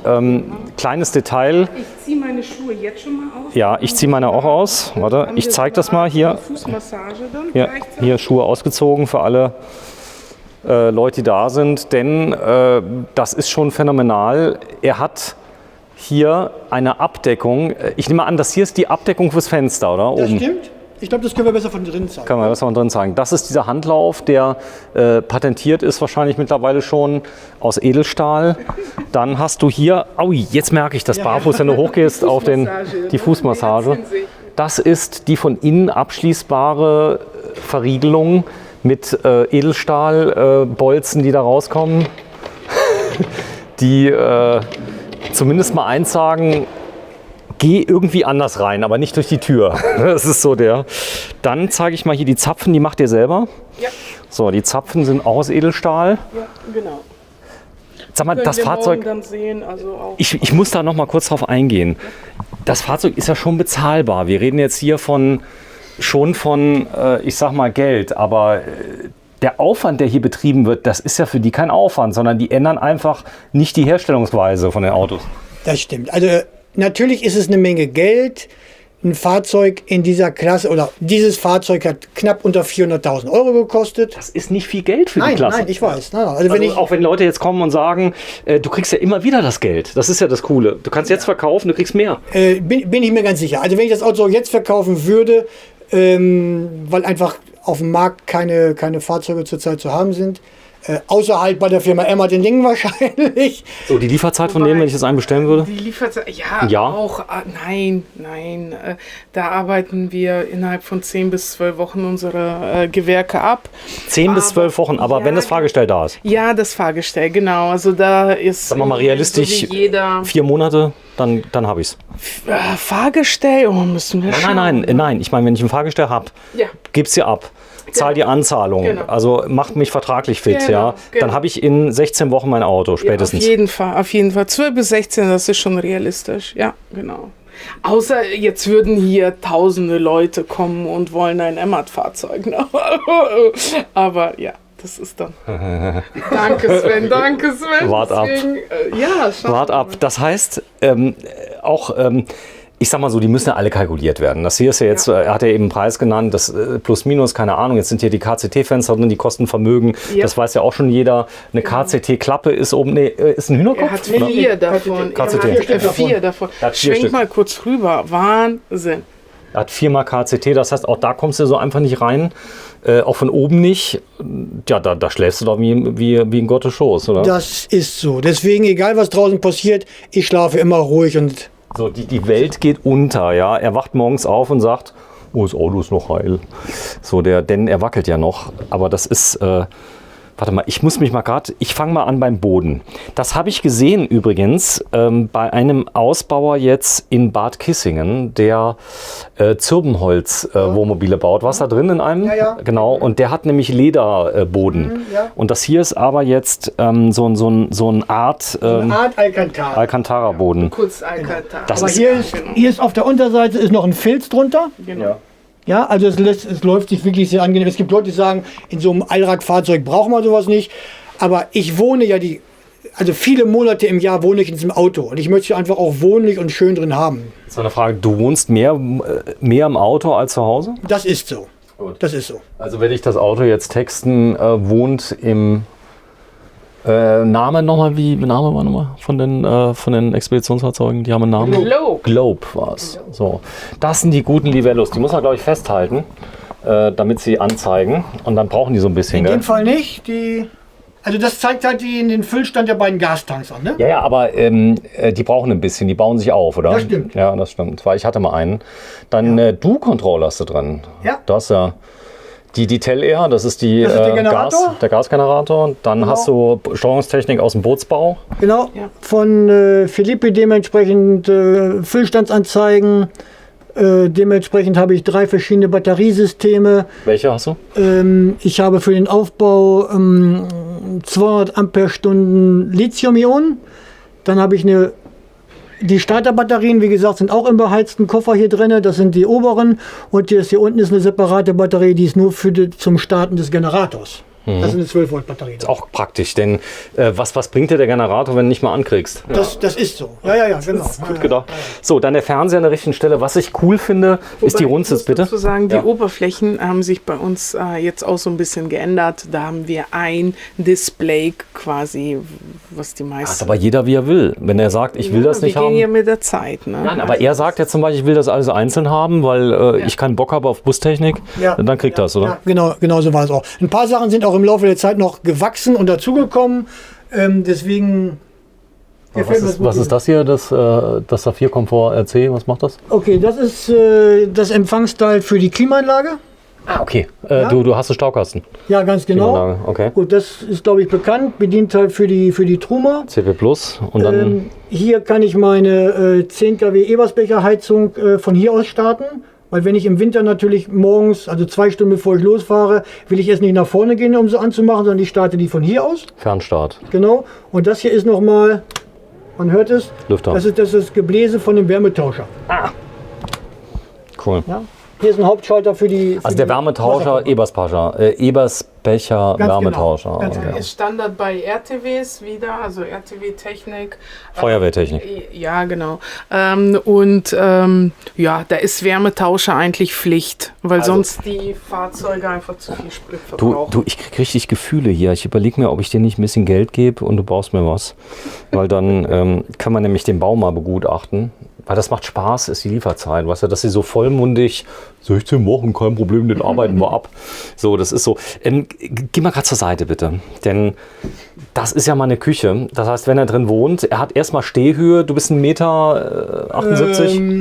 Wie viel? 78 plus Steuer? Nee, kleiner. Weiß ich auch nicht. 1,73, 75, irgendwie sowas da. 75. Ja, ja. Wenn du mal gerade mit der Hand mal machst, nach oben.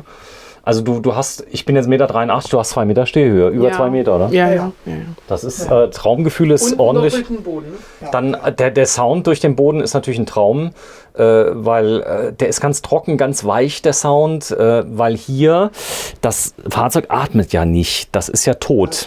Das ist, ich weiß nicht, ob du das merkst, du musst da schon also die Feuchtigkeit rauslassen, wie geht das? Also ich muss wirklich permanent lüften, ja, weil es ist wirklich fast komplett geschlossen. Also sowohl Sommer wie auch im Winter ist immer irgendwo mindestens ein Fenster offen. Okay. Was ja nicht schlimm ist. Nein, im Gegenteil. Trägt aber auch dem Gasverbrauch bei. Das heißt also, die Isolierung ist natürlich irre Ich heize mit Diesel. Ja. Ja, also, Ja, mancher mit dem. Ja, okay. Ja. Aber wenn ich abends 20, 22 Grad vielleicht noch habe und dann drehe ich es in der Nacht runter auf 16 Grad, bis die Heizung das erste Mal überhaupt wieder anspringt, ist die Hälfte der Nacht schon vorbei. Ja, das habe ich gemerkt bei meinem, wenn er ordentlich isoliert ist, Ja, ganz genau. dann sparst du einfach unglaublich viel Energie. Ja, ja. Wir sprechen ja hier von einem absoluten Niedrigenergiehaus. Ja, das stimmt. Ich meine, wir reden von einem, überleg mal, insgesamt hast du 30, 70 Liter Tankvolumen, glaube ich, da unten. Das ist ja gar nichts. Und damit fährst du ein Jahr. So, dann hast du einen Dieseltank. Ungefähr der Verbrauch von der Heizung am Tag, wenn es mal kalt ist. So halber Liter oder so. Ja, irgendwie so, vielleicht einer oder so. Ich weiß gar nicht genau, was die Trume-Angabe ist. Also wenn es wirklich kalt draußen ist. Also durchläuft. Dann ist aber schon, dass es mal durchläuft, oder? Wenn es sehr kalt ist. Wenn es wirklich richtig kalt draußen ist, dann mag es vielleicht auch 1 Liter am Tag sein, aber finde ich jetzt nicht wahnsinnig viel. Nee, absolut. Zumal du hast ja 300. Das heißt, du kannst 300 Tage im Lappland stehen. Und 80 Liter noch in den Reservekanistern. 4 Reservekanister, 20 Liter. Habe ich gesehen, die du auch schon verwendet hast. Also die waren schon im Einsatz. Ja, die benutze ich auch. Cool. So, das hier ist ja auch im Schiffsbau, aber das Coole ist, die sind sehr schnell zu bedienen. Mach mal bitte eins auf. Du musst also nicht kurbeln, sondern das geht ruckzuck. Einfach drücken, fertig. Die sind stufenlos? Ja, die sind stufenlos einzustellen. Ganz genau. Ja. Gibt es auch eine Lüftungsposition? Oder? Ja gut, dementsprechend, wie weit die sie aufmachen. Ne? Also, dass du jetzt von außen nicht rankommst. Also, wenn du die jetzt so halb aufmachst, dann... Gut, also, wenn ich sie jetzt zum Beispiel nachts aufhabe, dann habe ich hier nur so 2 Zentimeter, da kommst du der Überhang hier, guck mal, wie groß der Rahmen hier dementsprechend ist. Du kommst schwierig. also an den Beschlag hier gar nicht ran. Ja? Das ist Also ich habe bei mir so eine Lüftung eingebaut, die von außen einfach einen Ventilator Frischluft reinzieht. Okay. Und es gibt Bayernluft. Hast du es mal gesehen bei mir? Kenne ich auch, ja. Das ist ein spannendes System, glaube ich. Habe ich mich mal eine Zeit damit beschäftigt. Ich habe es da gerne wieder praktisch, Fenster auf, ohne Technik. Geht, so, cool. Ja, ich will ja nur zeigen, weil der Ingenieur hat mich ziemlich fasziniert. Okay. Und die Bayernluft. Die ist gut. Ja, ich finde die gut. Also es gibt andere Hersteller, die bauen die ein. Das war so der. Ja. So, ich zeige mal die gute Stube vorab mal. Bitte setz dich da mal rein. Ja, die Diplom-Betriebswirte müssen heute mal ran. So, und das ist ja mal eine tolle Rundsitzgruppe. Du sitzt jetzt hier in Island, hast einen Ausblick. Der ist natürlich jetzt nicht nach da, weil eine Rundsitzgruppe wäre dann nochmal nach da. Aber es ist ein guter Kompromiss. Das heißt, Ja gut, aber eine Rundsitzgruppe ist es. nee, ich meine Rundsitz in Sachen Fenstern. Da hast du recht, genau. Also dass du jetzt so rundum gucken kannst und so weiter. Nein, das kann ich nicht, da hast du recht, ja. Ja, aber trotzdem, das Leben findet ja auch in Island draußen statt, oder? Naja, solange es das Wetter halt zulässt, ne? So, da vorne ist der Durchstieg. Wie oft ist es denn so, dass du durch den Durchstieg gehst oder gehst du immer durch die Tür meistens? Meistens durch die Tür. Das ist dann nur im Notfall. Ganz genau. Also für mich ist es wirklich nur für den Notfall, falls es mal sein müsste. Also wirklich nutzen tue ich es relativ selten. Kannst du mal gerade das Licht auf 100% schalten, wegen der Kamera? Weil das zurzeit modelliert wird. Ja, viel besser. Also es flackert dann nicht mehr. Also man kann es mit dem Auge nicht sehen, dass es flackert. Aber es hat so eine. Ach, da guck mal hier, unser Fahrgestell ist ja abgekippt. Ja. Sieht natürlich jetzt sehr wüst aus, aber Denk dran, dass es wieder runterlässt, bevor du fährst. wäre ratsam, du hast recht. Aber gut, dass du es nochmal sagst, ja. So, jetzt ist hier, das da ist ja so das typische Teil, wenn du mal Fähre fährst. Du bist Fähre mal gefahren? Mehrfach, ja. Mehrfach. Da macht man ja zu, weil irgendwie es geht das Gerücht um, dass Leute da auch mal gern reingehen. Ist das denn sicher? Also die Fähren, die ich bis jetzt gefahren bin oder mit dem Fahrzeug, waren innerhalb von Europa gewesen. Da war es gar kein Problem. Wenn Corona es wieder zulässt, wird dieses Auto nach Nordamerika verschifft, weil ich die Panamerikaner fahren möchte. Da bist aber der Star mit dem Artego in Nordamerika. Weiß ich nicht, das ist auch nicht wichtig. Aber Ob er uns dann noch kennt. da muss das Auto letztendlich verschifft werden, das stimmt. Aber ich kann beide Türen, also sowohl die Tür als auch die Klappe separat abschließen. Okay, also da ist ein ordentliches Schloss drauf.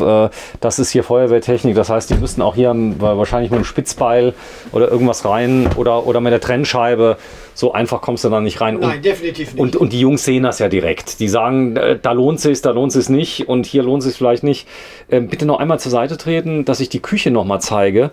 Da kannst du richtig kochen. Das ist wie zu Hause hier, oder? Das ist wie zu Hause. Also ich werde auf Reisen immer wieder gefragt, ob ich mich denn wieder auf zu Hause freue, um wieder im richtigen Bett zu schlafen, eine richtige Dusche zu nutzen und so weiter und so weiter. Ich vermisse hier gar nichts. Also ich fühle mich hier genauso wohl wie zu Hause auch. Also das ist mein zweites Zuhause. Ich darf zusammenfassen, zweites Zuhause, dann Wertanlage bedeutet, du kriegst oft dein Geld wieder raus, weil diese Fahrzeuge halt unglaublich gesucht sind. Komischerweise, je älter die Fahrgestelle sind, desto mehr sind sie gesucht, ja, weil weniger Technik drin ist. Genau. Das ist so. Für mich manchmal unverständlich, aber ich bin, ja. Du bist ja keine Fernreisende und auch keine Camperin. Ehrlich? Nein. Nee, gut, nicht so schlimm. Kann man die runterlassen für Bett machen? Nein, habe ich mich dagegen entschieden? Ja. Nein. Also ging aber, oder? Aber der, Ja, klar. der Tisch kann Aber es jetzt nicht. Natürlich geht das, aber... Was ich cool finde, hier vorne ist der Sicherungskasten genau an der richtigen Stelle, nämlich am Eingang. Da gehört auch hin, meines Erachtens. So, das ist praktisch. Das heißt, du hast einmal links Hochstrom Genau. und rechts hast du deine... 12 und 24 Volt, gut, das könnte man jetzt oder hätte man vielleicht auch mit Sicherungsautomaten machen können, aber ich habe genug Sicherung dabei, also von daher, wenn da was ist, und so eine Sicherung kriegt man wirklich überall. Und der Abstand ist groß genug, dass du die auch mal mit der Hand ziehen Ja, das kannst. stimmt. das ist also oft kommt man ja nur mit den Teilen und wenn es dann passiert, dann muss es ja schnell gehen. Sag mal, KCT, gibt es für dich irgendwas Besseres? Nein, Mal ehrlich. nein, definitiv nicht. Also, die sind natürlich nicht günstig, ich glaube, das ist bekannt, aber das sind wirklich ganz, ganz tolle Fenster. Gut. Ja. Und da kann man aber jetzt hier die Lüftungsposition machen, gell? Ja. Das heißt hier so halb oder Genau. so ungefähr. Ja. Genau so. Hey, Genau. ich konnte das. Ist das Fliegengitter für die ganz Kleinen auch geil? Nein, das ist, ich weiß, dass es das gibt mittlerweile. Das ist das Normale. Das normale. Das ist aber zu tauschen, wenn man das will. Das gell? kann man tauschen. Ja. Okay, es soll nämlich Fliegen geben, die man kaum sieht, Stechmücken, Ja. die so fies sind. Was ist denn da oben drin? Man muss sich ja ein bisschen disziplinieren, oder? Wenn man so unterwegs ist, nee? Nein. Also mit einer Zuladung von 3 Tonnen definitiv Nein, nicht. ich meine nicht, dass man jeden Scheiß reinträgt und der bleibt dann drin ewig. So ist es oft bei mir, dass ich es nie brauche. Also, Ja, aber ich bin gut im Wegschmeißen. Also ich kann das gut. Ich muss das nicht. Nein, ich kann das gut. Ich mache das auch regelmäßig. Ja. Ich mache das auch regelmäßig. so, So, hier ist meine Bücherei so ein bisschen, dass man unterwegs was zu lesen hat. Also Stauraum. du liest noch wirklich. Was heißt denn noch? Ja, es gibt Leute, die gucken so Sachen wie Netflix, Amazon Prime. Ja, okay. Fernsehen gucke ich natürlich auch, ja, aber ich lese auch gerne. Ja. Ja, aber Dann- ich bin auch relativ spät zum Lesen gekommen. Genau, Also wenn nicht, ihr- dass ich nicht lesen konnte. Genau, wenn du mir gerade mal so ein Buch mal zeigst, dass wir den Leuten mal erklären, wie das funktioniert.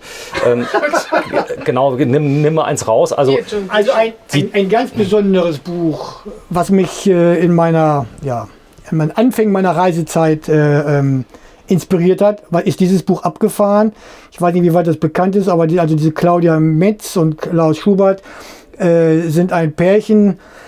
Die sind, ich weiß nicht, wann war es, vor 35 Jahren vielleicht oder 30 Jahren, wollten die vor ihrem Studium noch mit 2 Motorrädern, ich glaube seine Schwester in Japan besuchen und haben sich vorgenommen, okay, wir haben noch ein halbes Jahr Zeit, wir fahren mal just nach Japan, um die Schwester zu besuchen und dann fangen wir an zu studieren. Lange Rede, kurzer Sinn, aus diesen 6 Monaten sind insgesamt 16 Jahre gewesen. Ja, also dieses Buch das ist eins der wenigen Bücher, das ich mittlerweile 3-mal gelesen habe. Ich glaube, das ist also nochmal, man schlägt das auf. Bei Batterien braucht man nicht bei diesen Büchern. Nein, definitiv. Man muss noch einigermaßen gute Augen haben oder eine Brille auf der Nase. Achso, da sind noch Bilder drin? Da sind auch noch Bilder drin. Also es gibt Leute, die sagen, ich wäre altmodisch, wenn es daran Also gemessen wird. ich zeige das mal gerade. Das heißt, dass das Buch, also zugeschlagen geht es so. Ja. Und dann öffnet man das so. Ja. Krass. Und da ist das Man hier, ist liest dann das ein immer- Display oder Man liest dann immer von links Von links nach nach von links rechts. nach rechts? Ja. Okay. Und dann gibt es hier unten so Nummerierungen. Und die Schriftgröße, wie wird die geändert?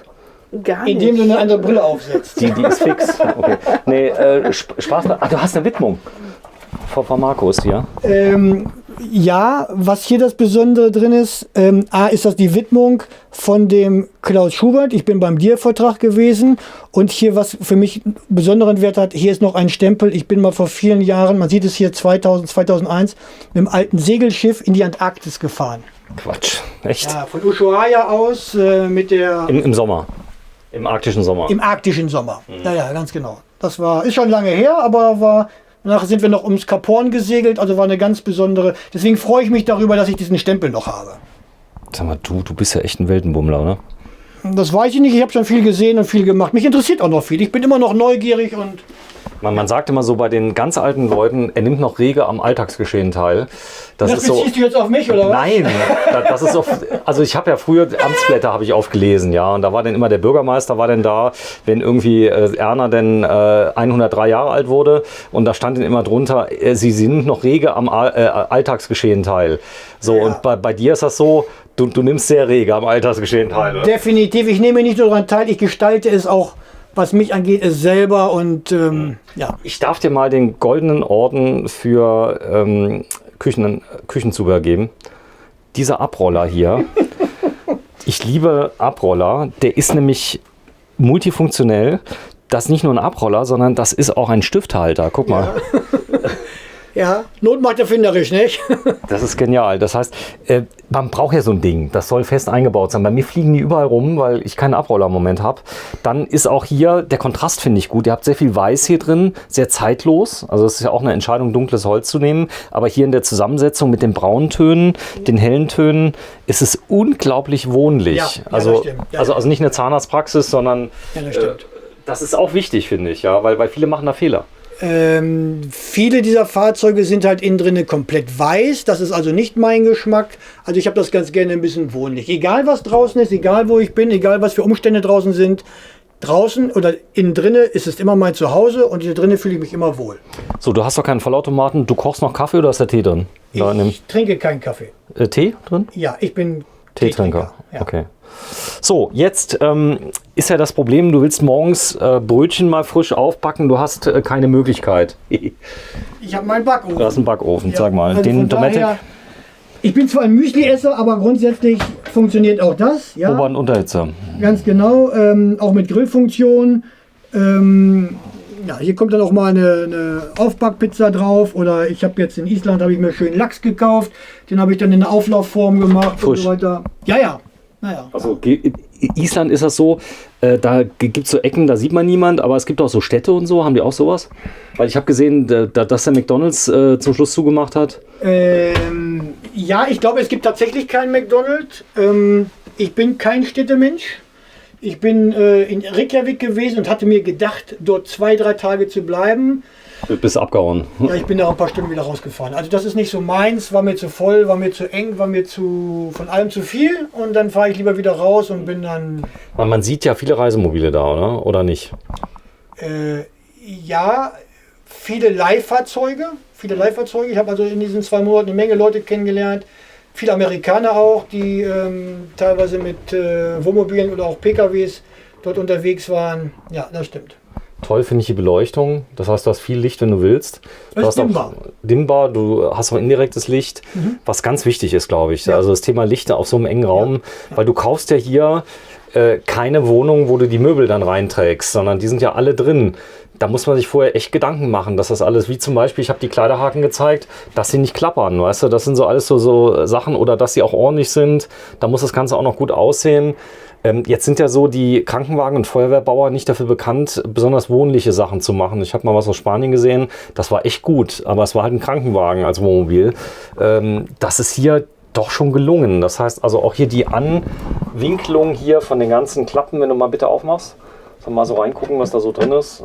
Ach, du hast einfach die Anti-Rutschmatten und ganz normales Geschirr. Ja. So, ist es Kunststoff oder? Nein, das ist, ich weiß gar nicht, wie es heißt.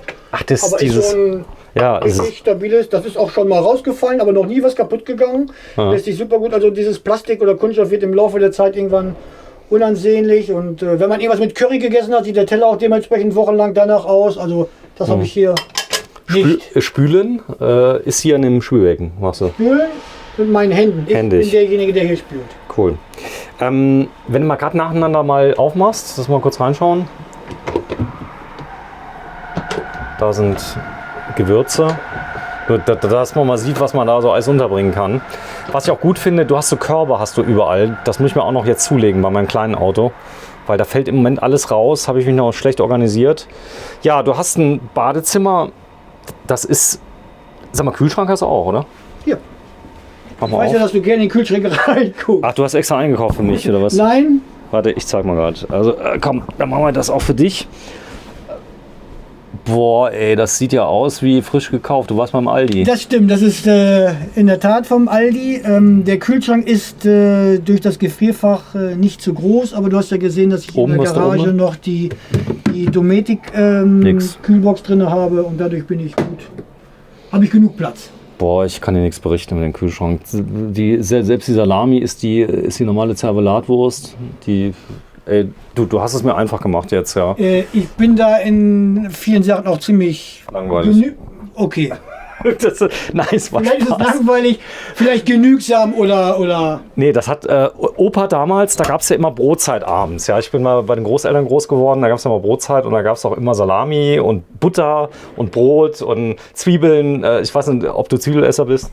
Geht so. Aber alles andere esse ich natürlich auch. Ja, ganz genau. Okay, also nee, ich nehme es zurück, das ist langweilig. Also normal, also das heißt genügsam, hast du ja gesagt. Okay, Für mich ist es genügsam. aber beim Bad war es nicht genügsam. Zeig mal bitte.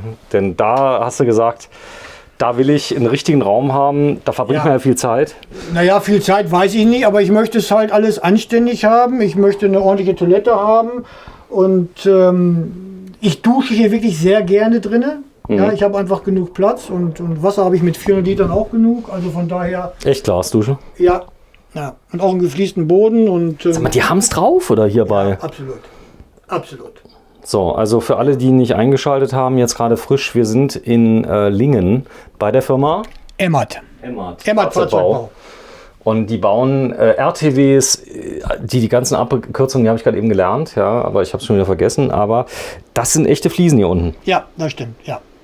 Cool, ja gut, bei 11 Tonnen, da kannst du auch mal Spritverbrauch, wie liegt der, 20? Ja, hier, wenn ich so auf deutschen Straßen unterwegs bin, komme ich mit 20 Liter zurecht. Und sonst vielleicht ein bisschen mehr, oder? Ja, sonst in Island habe ich mehr verbraucht. Ja. Übrigens mit dem AdBlue. Das heißt, du hast eine Abschaltfunktion für Ländern, wo man es nicht braucht, muss man auch dazu sagen. Also Das stimmt hier natürlich. In Deutschland fahre ich mit eingeschalteten AdBlue. Mir geht es auch nicht darum, um irgendwelche Steuern zu hinterziehen oder wie auch immer. man kriegt kein AdBlue in anderen Ländern. Es gibt einfach Länder, es gibt Situationen, wo ich es einfach nicht bekomme. Und deswegen. Und man sollte auch nicht einfach an eine Dose pinkeln, weil man denkt, das wäre Harnstoff. Das hat damit überhaupt nichts zu tun.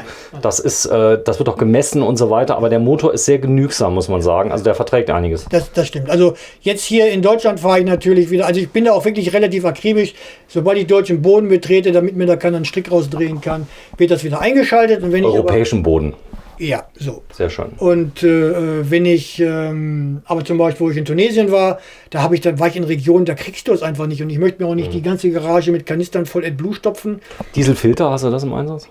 Ja. Ja, Ja. schon. Also das heißt, du filterst den Diesel, weil da ist ja teilweise richtiger Schrott drin, oder? Ja gut, aber es liegt ja auch daran, wo du tankst. Ja? Wenn du natürlich das auf dem Dorf aus dem alten rostigen Fass tankst, dann ist natürlich die Gefahr, dass du dir Dreck in den Tank holst, viel, viel größer, als wenn du an der normalen Tankstelle tankst. Ja? So, jetzt hast du hier eine Festtanktoilette aus dem Schiffsbau. Kenne ich, habe ich selber im Einsatz. Abwassertank hier von dem, 80 Liter. der Schwarzwassertank. 80 Liter heißt mit Spülen, allem drum und dran, einmal die Woche.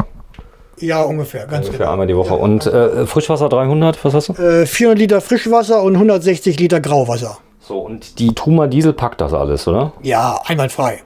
Gott, die hat ja richtig Power. Ja, Hier ja. oben hast du dann noch jede Menge Spiegelschränkchen mit dran. Du hast ein richtiges KCT-Fenster, das heißt, du kannst durchlüften. Und hast hier drunter, da darf man da mal aufmachen? Ja. Also jeder Zentimeter genutzt. Na, hier ist also, was man halt alles so braucht. Und dann hier diese Eckteile finde ich so klasse, dass du auch durchkommst. Das heißt, du hast die maximale Öffnungsbreite. Ja, gut, das ist jetzt natürlich eingeschränkt durch die Toilette, aber da sind halt Sachen, die ich nicht regelmäßig brauche. Ja, hier hängt die Toilettenpapierrolle. Jetzt hast du das Licht ausgemacht. So. Warte. Ja, also wenn man dann auf Toilette sitzt, machst du halt die Tür auf und dann hast du halt die Rolle vor deiner Nase. Und das ist ganz wichtig in der heutigen Zeit, dass man sich einen ordentlichen Vorrat an Toiletten. Ja, du hast recht, könnte man vermuten. Nee, aber lieber zu viel als zu wenig. Ich sag immer lieber haben als brauchen. Ja, schon.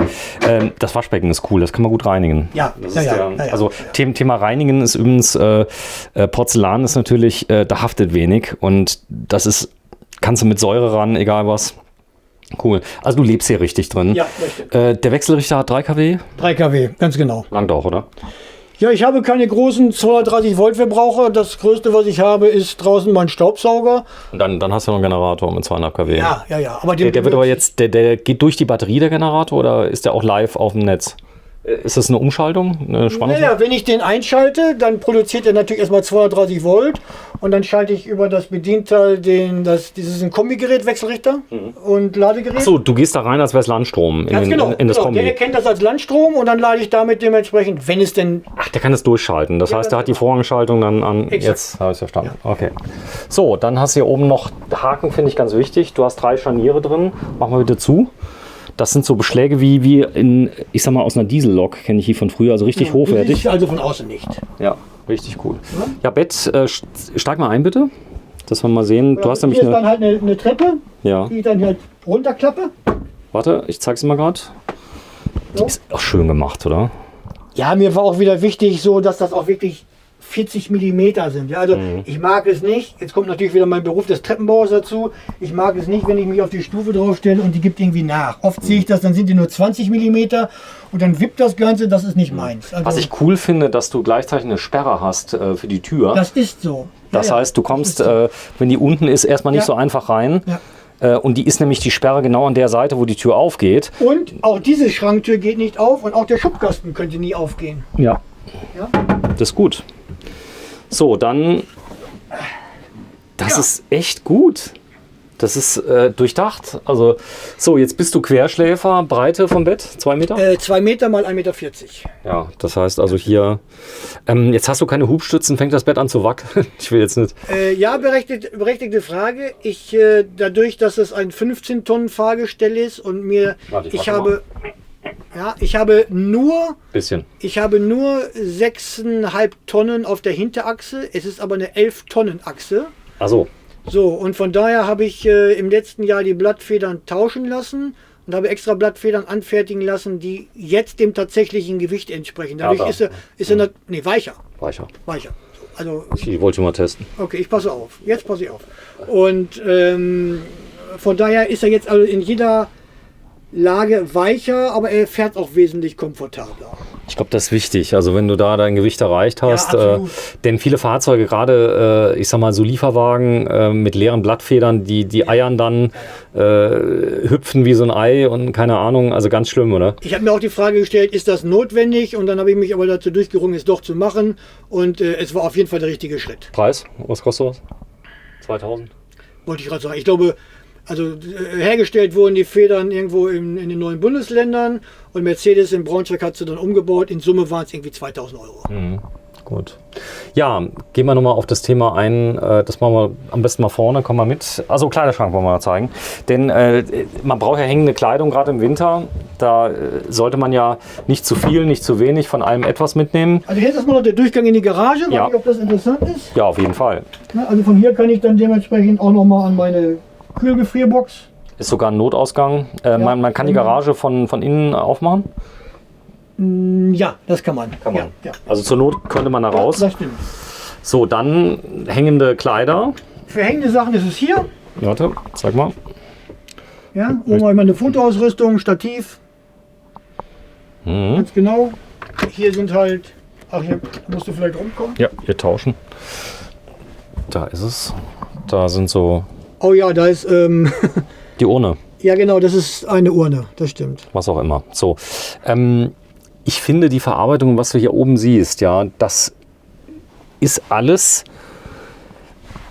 Ich weiß gar nicht, wie ich das sagen soll. Das ist so Schreinerarbeit, ja, auf höchstem Niveau. Ja. Und das Ganze, normalerweise ist ja immer so der Spruch, ein Reisemobil, das muss klappern, das ist ein, ich sag mal, im ständigen Erdbebengebiet und so. Das gilt bestimmt für Serienfahrzeuge vom Fließband. Also das geht ja teilweise nicht anders.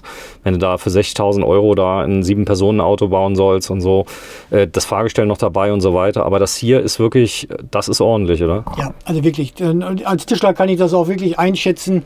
Hier sind wirklich viele Sachen, die ganz, ganz toll gelöst worden sind. Und es hat wirklich Spaß gemacht, auch mit denen zusammenzuarbeiten. Auch der Tischler hier, der jetzt allerdings gerade im Urlaub ist, macht ganz tolle Arbeit. Mhm. Ja, das ist so. Prima. Du, wir setzen uns mal kurz da vorne hin. Ich habe ein paar Fragen an dich. Ich weiß, schon fortgeschritten. Doch, zeig mal. Ja, ich hätte nämlich gleich im Anschluss noch 1, 2 Fragen zum Thema. Du kannst ruhig zurückbauen. Der Ja, nur wenn du es sehen willst. ich will die Technik sehen. Ich habe sie bloß vergessen. Wir haben ja eben ein Fahrzeug gezeigt, das hatte keine Dusche, weil der Besitzer es nicht wollte. Ich hatte sie vergessen zu zeigen. Ist da eine Ausbuchtung drin in dem Kissen?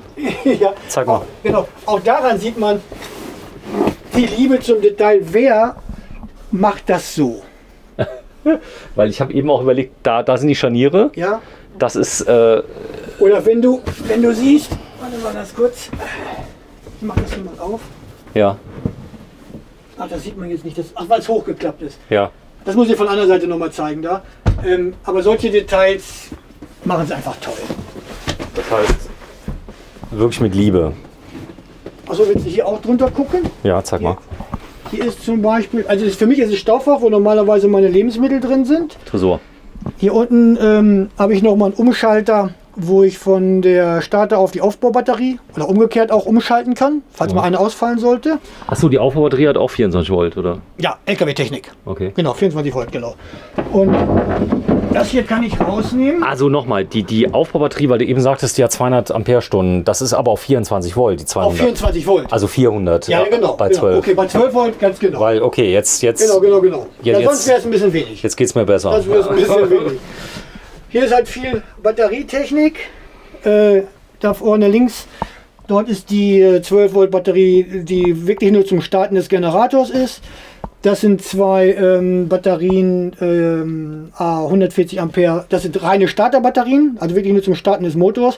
Aber sie sind halt im beheizten Raum. Also deswegen Kälte. Dieses Auto ist wirklich für die Kälte gebaut worden. Und das ist der Wärmetauscher, ja, wo ich einfach das warme Wasser entweder vom laufenden Motor oder aber auch durch die 10 kW Ebersbecherheizung. Achso, das war der Lüfter eben. Den wir Ganz gehört haben. genau. Das habe ich über 2 Lüfterstufen und dann kann ich hier die warme Luft in den Koffer pusten. Notstrom, also Notluft quasi. Ganz genau, falls ich es brauchen sollte. Ja, das ist diese Feuerwehrtechnik, wo die eben erwähnt hat. Ja. Die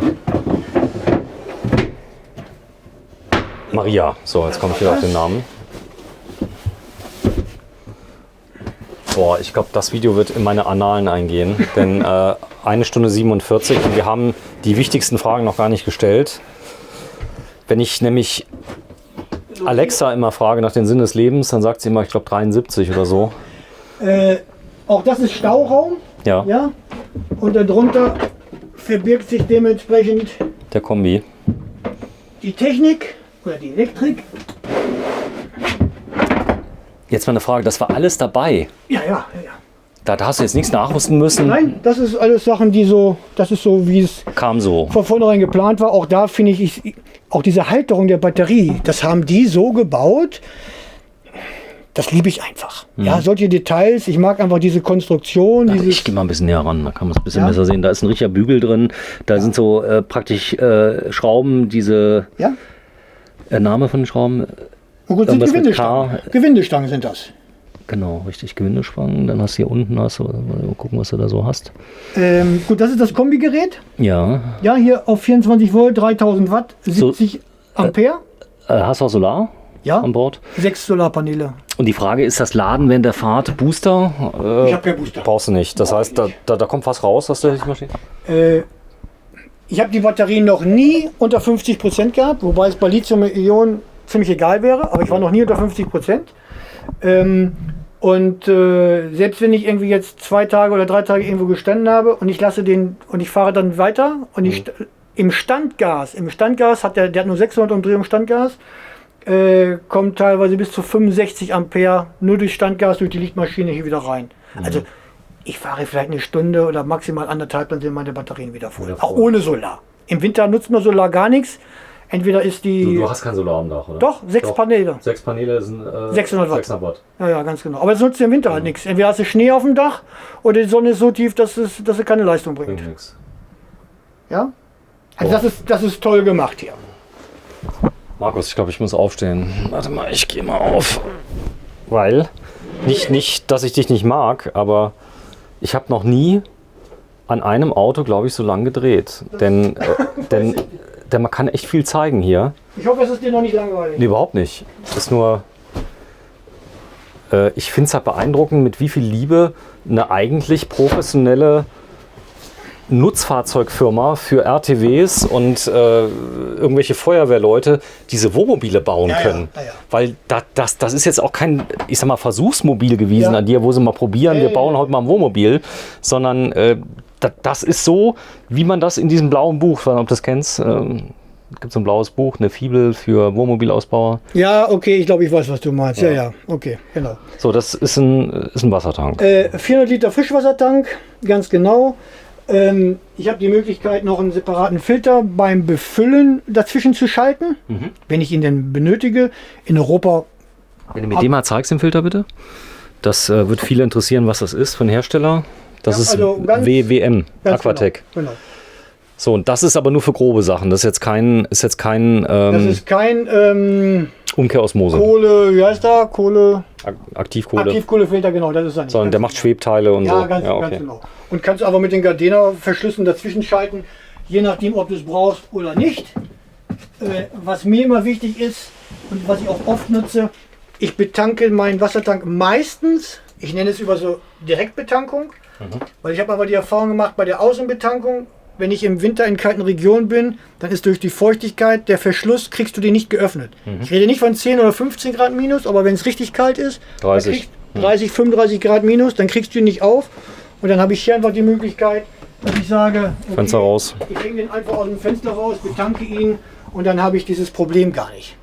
Das ist mir immer wichtig. Mir ist einmal, ich sage immer so aus Spaß, kurz nach dem Krieg, ist mir einmal in der Nähe von Trier, ist mir der Sekt im Sektglas gefroren, während ich stand. Okay. Das habe ich leider danach nie wieder erlebt. Also den meisten Deutschen ist ja die jetzige Temperatur von 3 Grad plus schon saukalt. Da wo du warst, hast du mal erlebt minus 40? Minus 35 kenne ich. 35. Da werden wir nämlich gleich mal drüber reden. Ich wollte das nur kurz wieder zurück. Gerne. Der Sinn des Lebens ist nämlich Also nicht, das Verkehrte? bis ans Ende des Lebens zu buckeln. Ja, das ist auch, also mein Motto ist heute, wenn nicht jetzt, wann dann? Ist ja so, viele sagen, wenn ich in Rente gehe, dann. Und dann ist so, viele machen das auch, aber viele auch nicht. Bei mir liegt es vielleicht auch ein bisschen daran, ich habe mich mit 22 Jahren selbstständig gemacht. Ich war also sehr, sehr früh gewesen. Und auf dem Dorf war es üblich gewesen, dass der Tischler auch Bestattungen macht. Das heißt, ich war auch 15 Jahre lang auch Bestatter gewesen. Weiß ich, der Schreiner ist der Bestatter. Ich habe ein Bestattungsunternehmen, vielleicht hast du meine Videos gesehen und den Bestatter und so weiter kenne ich aus. Früher war der Schreiner der Bestatter. Genau, und das war bei mir nicht anders. Von daher habe ich viele Gespräche mit Angehörigen geführt, wo es dann immer hieß, ja, der Opa, der wollte noch dies und jenes machen oder der Vater. Und das war mir immer klar, dass ich das irgendwie so nicht wollte. Und ich war immer fleißig gewesen und ich glaube auch ein Stück weit sparsam. Und ja, heute habe ich halt das Glück, das Privileg, so leben und reisen zu können, wie ich es jetzt gerade praktiziere. Maria, du musst wieder mal dazukommen. Es hilft nichts, auch wenn du den Strom abstellen willst, aus Kostengründen. Es hilft nichts. Jetzt weißt du, warum wir Markus so oft einladen. Ne? Also, weil er ist. Der Markus ist wirklich ein Überzeugungstäter. Und was ich cool finde, ich habe viele Fragen an ihn, die werden wir jetzt mal stellen. Und du setzt dich gleich mal neben mich, bitte, liebe Maria, denn ich habe die breitere Seite hier auf der Seite. Der Markus geht mal gegenüber. Du kannst mal gerne hinten in die Ecke rein, wenn du möchtest. Ganz hinten hier. Okay. So, jetzt sind wir gleich fertig. So, der Markus ist nämlich sehr genau. Jetzt ist wieder schön. Markus, du kannst dich mal auf die Bank, die du gerade zusammengebaut hast, setzen, bitte. Ja? Nee, setz dich mal neben die Maria. Das ist auch ganz gut. Da habe ich euch beide im Blick. Ich gucke mal auf die Uhr. 1 Stunde 56, 17 Sekunden. Heute. Programm. Ja gut, das ist jetzt schon, das hier wäre jetzt bei Netflix, wären das schon 4 Episoden. Wir sind heute am 26. Freitag 2021 und der Sinn des Lebens ist ja oft so, ich meine, du bist jetzt Mami, du hast 3 Kinder, glaube ich. 3 Kinder, ja. Du bist keine Camperin. Wie sieht denn so die Freizeit aus bei dir? Viel arbeiten. Ja gut, du bist jetzt wie alt, darf ich fragen? Ich bin jetzt 44. 44? 44. Ich sehe so jung aus. Ja, siehst toll aus. Ja, das ist so. Aber da geht es ja gar nicht drum. Es geht darum, Ja. das Leben geht schnell vorbei. Also Das die Kinder. Leben geht schnell vorbei und meine Kinder sind jetzt 13, 12 und 8 und wir campen wenig, aber wir verbringen sehr viel Freizeit. Quality Time zusammen. Ich hasse dieses Wort. Wenig. Weißt du, wie ich das hasse? Ich bin ein halber Amerikaner. In Amerika heißt das Quality Time. Das ist, glaube ich, das schlimmste Wort, was es überhaupt gibt, weil ich der Meinung bin, ich persönlich bin der Meinung, das ganze Leben, jede Sekunde, es muss Quality Time sein. Es kann nicht sein, dass du, klar, wenn du schläfst und gut träumst, weil du eben nicht abends dich vollgesoffen hast, ist das auch Quality Time. Hast du was Schönes geträumt. Aber viele nutzen ja ihre 24 Tage Urlaub, die sie dann noch haben. Du hast wahrscheinlich noch weniger, nehme ich an. Ich arbeite sehr gerne. Ich weiß nicht warum. Ich arbeite sehr gerne und also mein Ziel ist es auch, dieses Unternehmen so ein bisschen voranzubringen, weil es ist es wert. Es hat sehr viel Lebenszeit meiner Eltern gekostet, das aufzubauen. Und, du musst ab und zu auch mal an dich denken. Du musst sagen, hier, Kinder und so, du bist jetzt, guck mal hier auf die Uhr. An mich. Also so ist es nicht. Ist Freitagabend, wie viel Uhr haben wir jetzt? 6 Uhr? Wir haben jetzt 6 Uhr. 6 Uhr, die Kinder... Die Kinder waren reiten. Ich habe einen ganz tollen Mann, der passt auf sie auf. Also echt, hast du es hingebracht? Ja.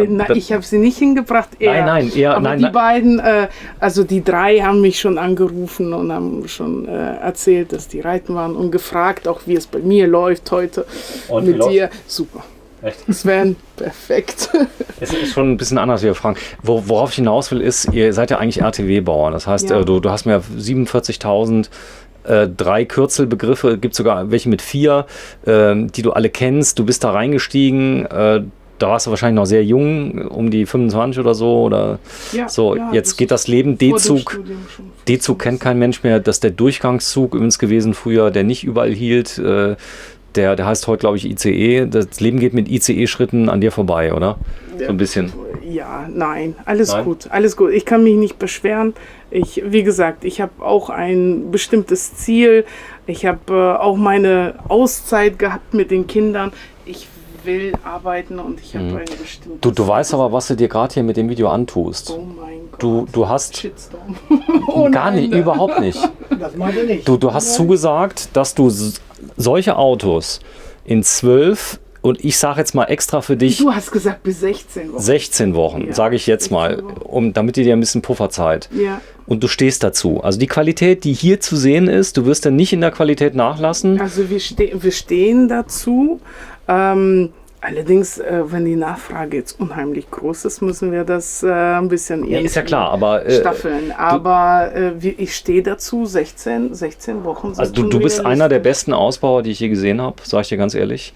Und ich habe viele gute gesehen, aber das ist einer der besten wirklich. Also weil ihr das wirklich mit Liebe macht. Wir haben gute Leute. Ich muss dazu sagen, also ich sitze jetzt hier im Vordergrund und kann vollmundig reden, aber die Leute, die hier bei uns arbeiten, Tischler, Elektriker, besonders Elektriker, hier Metallbauer, die sind halt spitze. Und ohne die bin ich nichts. Da kann ich arbeiten, wie viel ich will.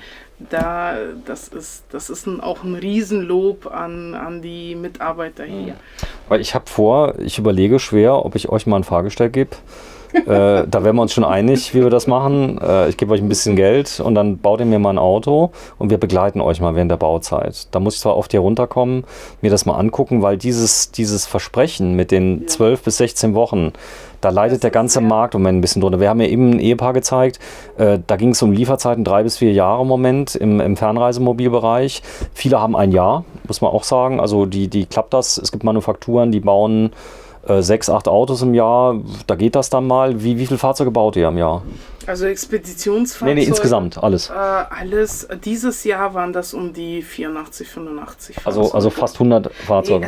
Nee, etwas mehr. Dieses Jahr waren das etwas mehr. Wir hatten einen sehr vollen Sommer.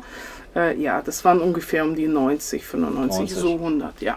So, und ich hab eben schon großes Lob gemacht. Also es hier sieht nicht so aus, als wäre der Markus Beta-Tester für wir bauen mal heute ein Reisemobil statt einen Krankenwagen, sondern das ist alles so, wie ich das sehe, durchdacht, kann mithalten mit den besten Ausbauern.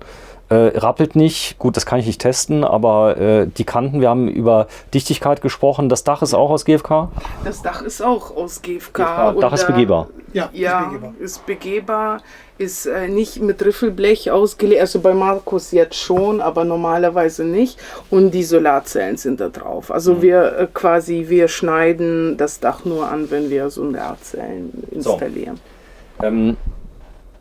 Ich wollte den Markus eigentlich noch ein paar Sachen fragen, aber das machen wir gleich noch. Aber wenn ich jetzt Interesse habe, ich sehe jetzt so ein Auto hier und jetzt ist ja so die Anbahnungsphase, das kann ja sehr schwierig werden. Ja, das dauert dann auch. Mit Privatpersonen dauert das immer so ein bisschen länger. Bei B2B, also bei Ausschreibungen. Ist ja viel genormt, oder?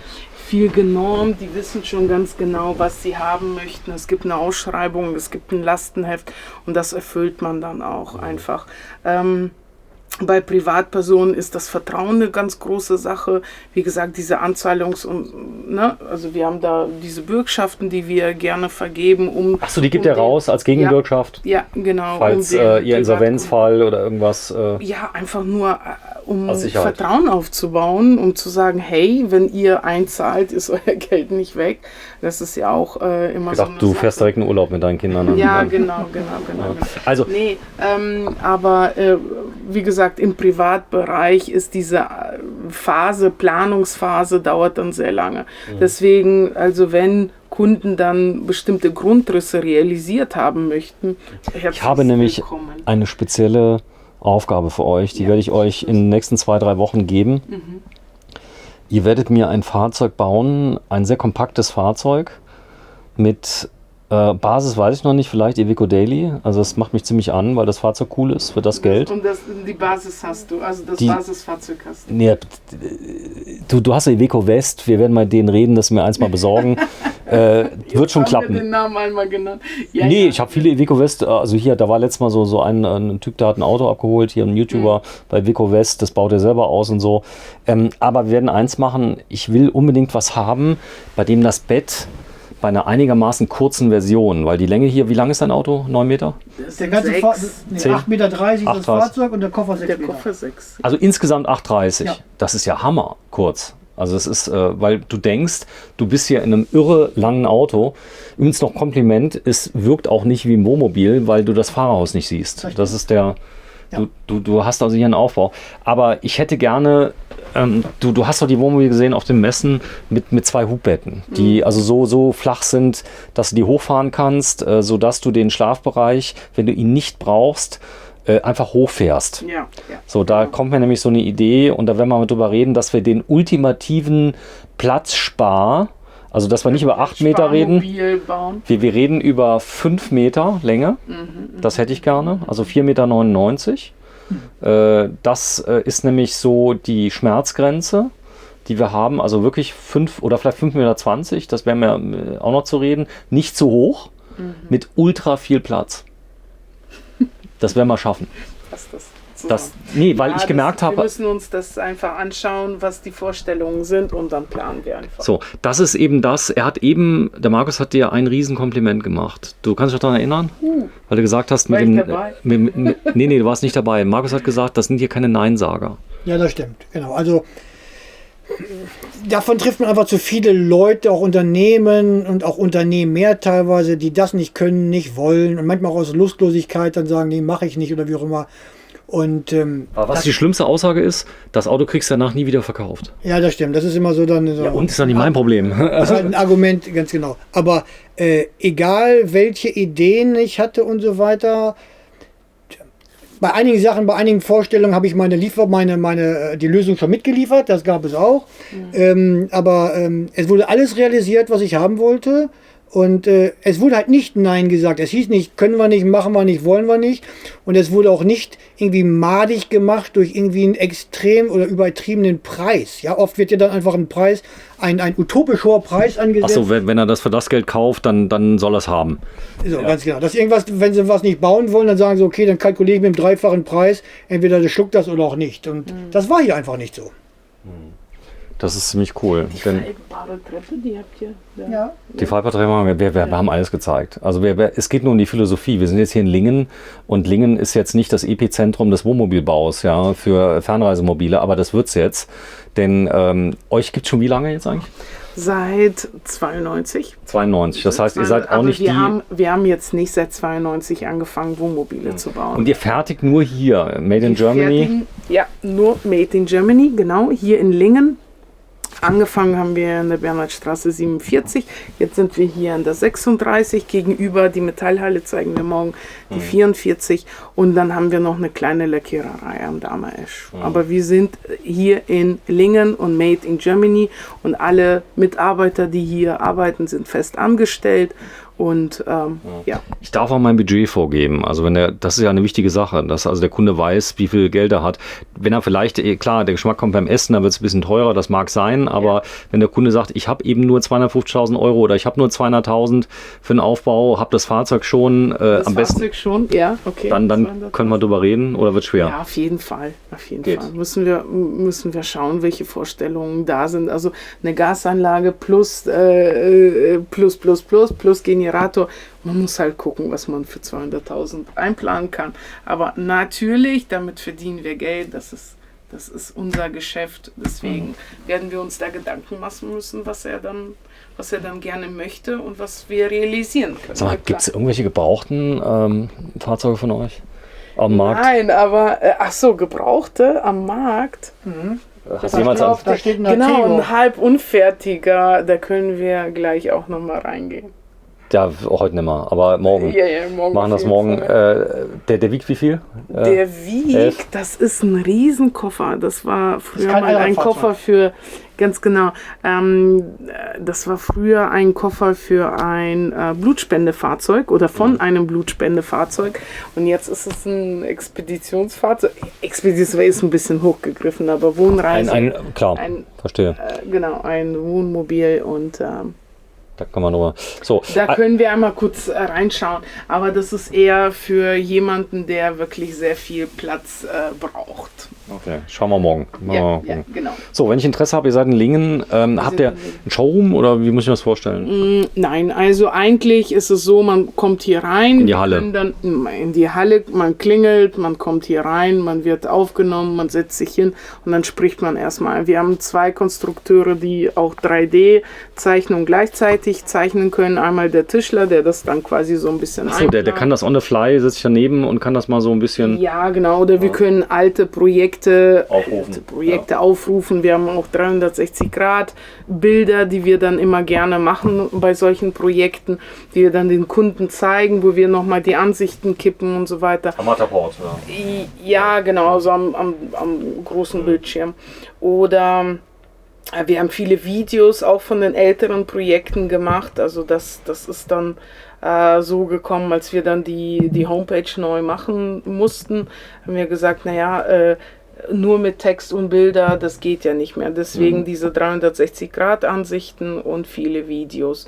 Und wir haben einen YouTube-Kanal, das heißt, man kann sich unterschiedliche Fahrzeuge, die bereits hier gebaut wurden, anschauen, um dann zu sagen, was möchte man, in welcher Ausstattung möchte man es und so weiter. Wenn ich jetzt total faul bin, mir gefällt ein Grundriss gut, ihr könnt ihn einfach kopieren, auf den Stand der Technik bringen von heute, das machen und also ich muss jetzt nicht der Reisemobil-Freak sein, der weiß, was Victron ist und was Vor allem, Lithium. das ist ein Hersteller, den schnappt man schnell auf, wenn man durch die Messen geht. Also das ist nicht so sehr Nein, aber ich wichtig, werde hier nicht aber rausgeschmissen, wenn ich keine Ahnung habe von dem Zeug. Nein, auf gar keinen Fall, auf gar keinen Fall. Vor allem ein ähnliches Fahrzeug wie dieses hier wird ja dann quasi bald daneben gebaut. Hier Wir bringen den rein, den Koffer morgen. Fahrgestell, genau. Und dieser Grundriss überzeugt einfach, weil hier eine Schlafstätte von dem Aufenthaltsraum, sage ich mal, komplett getrennt wird und deswegen, also dieser Grundriss kann ich mir vorstellen, wird ganz, ganz vielen gefallen. Ich habe den Grundriss, den wir geplant haben, den werden sie aus den Händen reißen, weil ich habe ein Fahrzeug gefilmt, das hat mittlerweile in 2 Wochen ich glaube, 600.000 Aufrufe. Das ist 4,99 Meter lang. Wahnsinn, aber das Ist schaffst eine- auch nur du. Ist eine nee, das war das Fahrzeug. Ist eine GFK, ist ein Monocoque allerdings. Allerdings kann man das auch ändern. Und da ist dieses Bett drin. Also das heißt, nee, das ist so genial. Das muss ich ja irgendwann mal zeigen. Das müssen wir irgendwie realisieren. Es gibt ja die Firma, diese amerikanische Firma Lippert, glaube ich, die machen Ja, diese die Hupe. machen die. Genau, deswegen, das ist ja kein Geheimnis. Also man könnte es ja zukaufen. Was ist denn die Lieferzeit von diesen Hupenmechanismen? Ach so, das GFK-Ding, weiß ich nicht, das können wir selber bauen. Das ist gar nicht so schwer, weil ich will gar kein Knickbett. Weißt du, was ich will? Ich will einfach an Bändern ein Hubbett, was einfach hochgelassen wird, was sehr dünn ist. So, das alles. Ja. Also es soll nicht so dick sein, damit es Ja, nicht aber- aufträgt oben. Aber Ja. diese Rollen und dann die Gurte und Hab ich so alles. weiter, das hast du schon da. Da habe ich schon, kann ich besorgen. Also ich kenne auch die Hersteller. Wenn ich denen sage, hey, wir haben 9 Millionen Zuschauer, ich hätte gerne 4 Rollen und ein paar Motoren, dann kriegen wir die bei. Also kriegen wir die bei. Also es wird so ein Multiprojekt, wo wir mal das ultimative 5 Meter Wohnmobil bauen. Weil viele wollen in der Stadt mal sich mal hinstellen. Weißt du? Einfach mal stehen. Da siehst du zwar, es ist ein Wohnmobil, aber du passt ja nicht rein. Das ist ja dein Was Problem. ist denn Du das fährst mit 8 Fahrgestell Metern. da? Das Fahrgestell ist ein Fiat Ducato in dem Fall. Ich gucke nicht so. Das ist jetzt, geht Nee, ja. ich guck gar nicht. Du musst aufpassen, es gibt Millionen Fiat Ducatos. Ja, natürlich.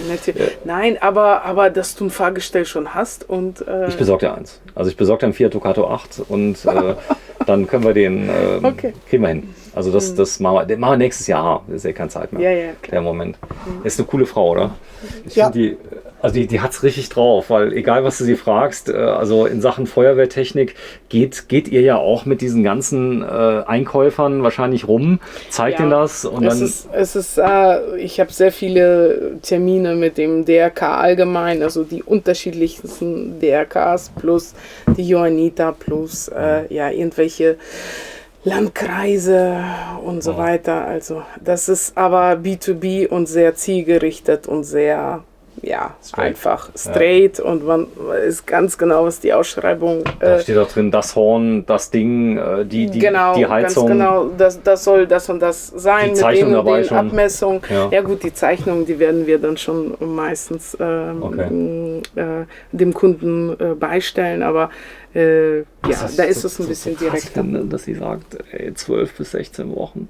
Weil die Antwort ist immer anders, wenn ich Das die stimmt. höre. Ja, oder? Also egal, was ich gehört und gelesen habe und auch auf den Messen, selten unter 2 Jahre oft war die Antwort Ja. gewesen. Ja, teilweise sind sie schon bei 2,5 Jahre.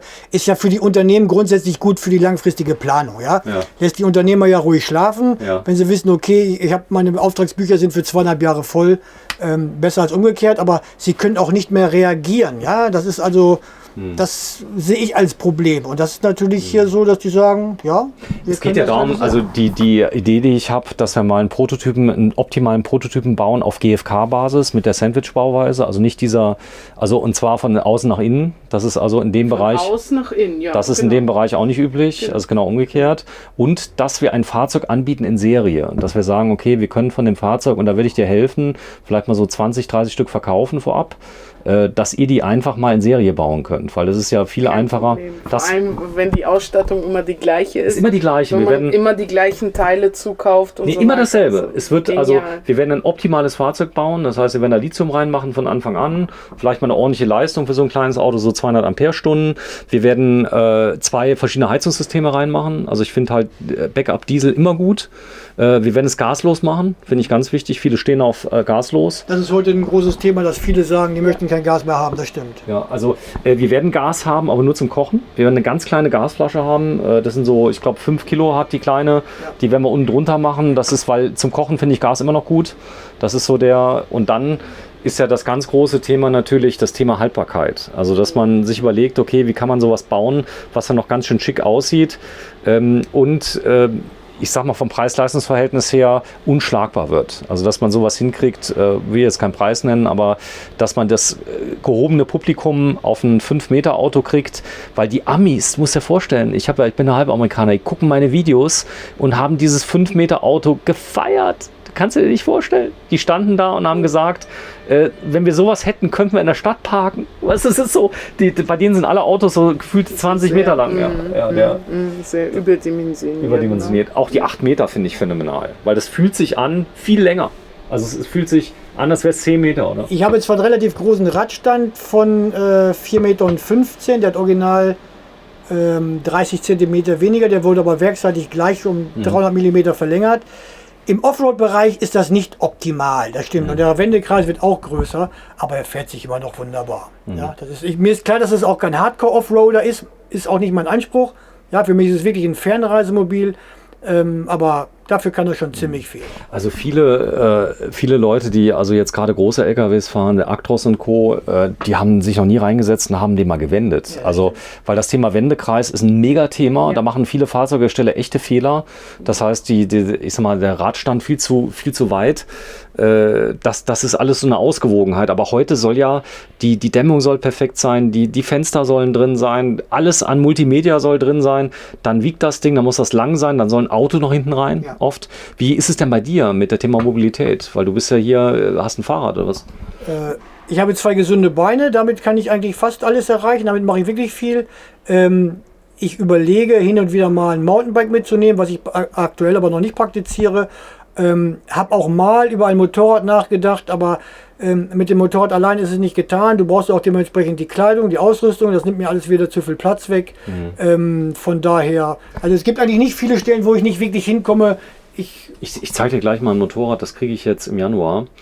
Das heißt Lightbee, habe ich einen Film drüber gemacht, einige 100.000 Aufrufe, wiegt 42 Kilo, elektrisch. Von KTM? Nee, 80 Kilometer Reichweite, heißt, ich komme jetzt nicht auf den Namen, aber einfach mal googeln, Lightbee Motorrad, fährt 45.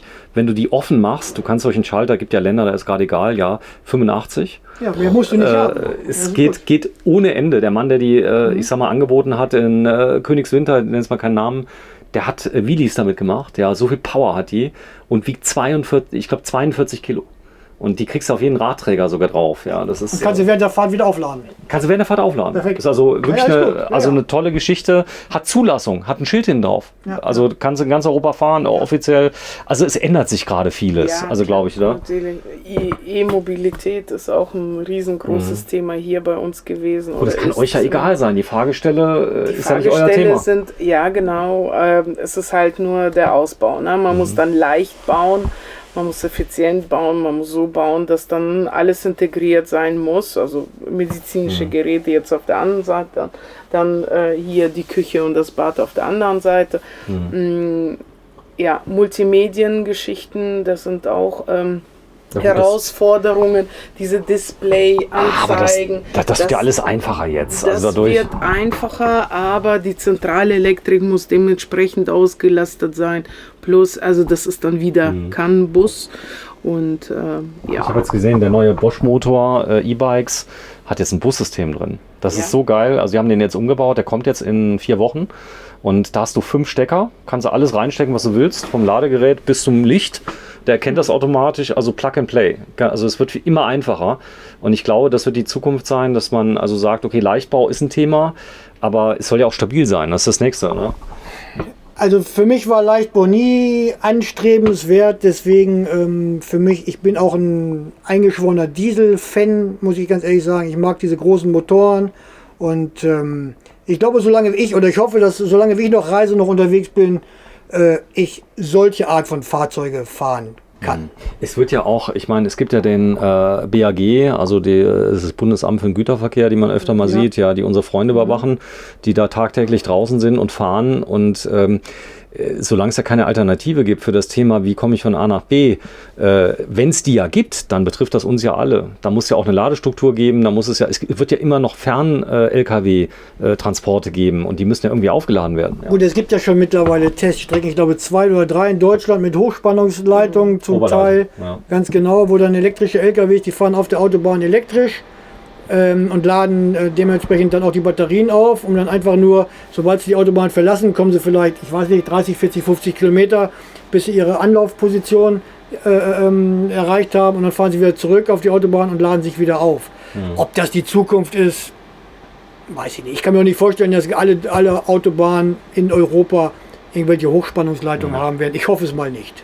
Ja, Das Problem ist einfach, auf der einen Seite haben wir die alten Feuerwehrfahrgestelle, die dann irgendwie ausgesourced werden, die dann aber aufgekauft werden zu einem Wahnsinnspreis, also Euro 3, Euro 0, die dann nochmal quasi ausgebaut werden, die dann innerhalb Europas gefahren werden, plus weltweit. Und aber auch dann gleichzeitig das Thema Nachhaltigkeit und sparsam sein, wenig Diesel verbrauchen. Wir möchten so leben, im Einklang mit der Natur. Auf der einen Seite wollen wir campen, wir wollen in der Natur, mit der Natur leben, die Natur genießen. Auf der anderen Seite haben wir natürlich die Fahrgestelle, die unheimlich alt sind, viel verbrauchen und so weiter. Manchmal passt das nicht zusammen. Es sind besonders viele junge Leute, die dann auch sehr viel selber auch bauen und sehr viele alte Fahrgestelle dann auch umbauen und diese dann nutzen. Also ich sage dir ganz ehrlich, wenn ich meinen Herzinfarkt kriege, dann ist es mir scheißegal, ob der RTW auf AdBlue läuft oder nicht, weil Hauptsache kommt schnell zu mir.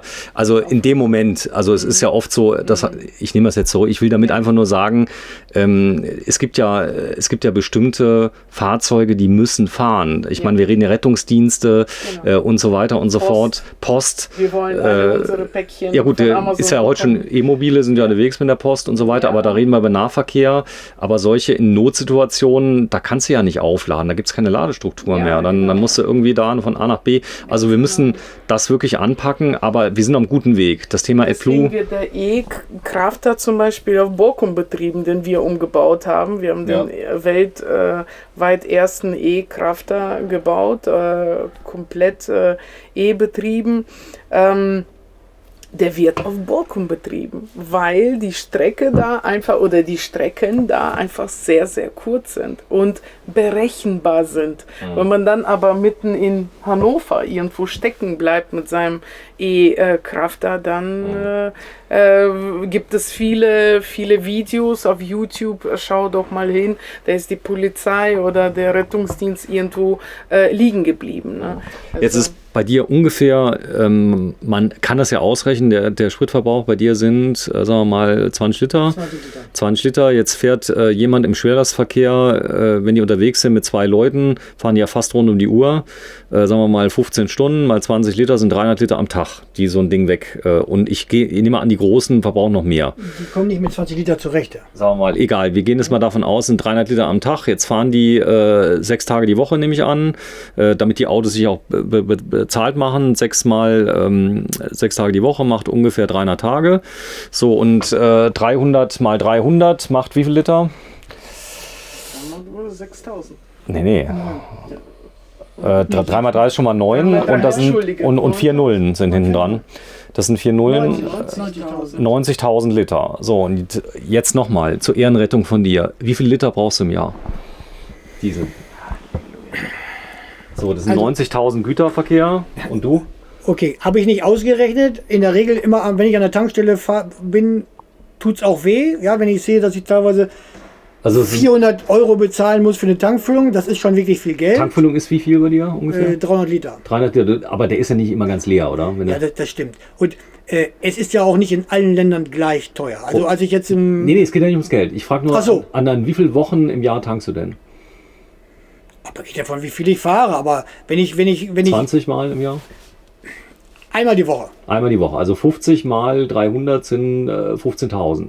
Ja. So 90.000. Ja. Also das ist ja so, dass das Thema Nachhaltigkeit, das Auto hier wird nicht nach 4 Jahren ausgemustert oder nach 5, wenn es seine 700.000 erreicht hat, sondern wird wahrscheinlich die nächsten 30 Jahre fahren, oder? Ja. Das ist so. Also das ist ja so, dass selbst Weltreisemobile, die 30, 40 Jahre alt sind, die sind am Markt ja da. Gegenteil, die sind ja da. Das heißt, ist sehr nachhaltig. weil ja viele sagen, oft habt ihr gebrauchte Fahrgestelle, muss man auch sagen, die man kriegt. Die haben bereits schon... Also wir eigentlich nicht. Wir haben meistens immer Ja, aber draußen am Markt sind aber auch gebrauchte. Sehr viele unterwegs. Die sind bereits produziert, die haben ihren CO2-Ausstoß schon gemacht. Genau. Also du weißt, worauf ich hinaus will. Ja. Weil viele schreiben, du fährst hier ein Spritmonster für dich alleine. Die sollen mal bitte gucken, wie viel Heizöl die verblasen im Jahr, was da und so weiter kommen. Das heißt also, du fährst ja noch damit von A nach B. Und das ist deine ganze Wohnung. Du hast keine 200 Quadratmeter zum Heizen. Ich fliege auch nicht in Urlaub, habe ich früher alles getan, ja, aber seit Jahren nicht geflogen und so weiter. Also da passt meine Bilanz wahrscheinlich. Und je nachdem, wie so das Reiseverhalten ist, man fährt ja auch nicht jeden Tag. Es gibt ja auch Tage, oder es gibt ja auch Zeiten, wo du einfach mal ein paar Tage irgendwo stehst. Ich bin jetzt nicht derjenige, der irgendwo eine Woche bleibt. Also da habe ich irgendwie nicht die Ruhe für. Aber 2-3 Tage kommen auch bei mir mal vor. Ja, und dann tanke ich wirklich einmal die Woche. Ja, das ist okay. Sag mal, wenn du mal krank wirst, was ist dann? Hast du irgendwie eine weltweite Krankenversicherung? Oder wie? Ja, habe ich, aber du wirst nicht krank. Ich muss sagen, toi, toi, toi, ich weiß nicht, wann ich das letzte Mal krank war. Also von daher... du fällst hier raus aus dem Auto. Ja, aber das wäre nicht das Schlimmste. Wenn das so wäre, also ich sage immer, hört sich zwar ein bisschen komisch manchmal an, also ich möchte, das meine ich ganz ehrlich, ich möchte lieber irgendwo auf der Reise irgendwo mal sterben, als zu Hause im Bett oder auf dem Sofa sitzend. Das ist also Fakt. Das ist. Und du hast auch damals wirklich Särge gebaut, früher? Nein, ich habe keine Särge gebaut. Ich habe die reine Bestattung durchgeführt. Also alles, was mit der Organisation, mit der Überführung, mit der Aufbahrung, alles das, was der Bestatter macht und so weiter. Also und dann hast du viele Leute kennengelernt, weil ich ja auch einen Bestatter betreue.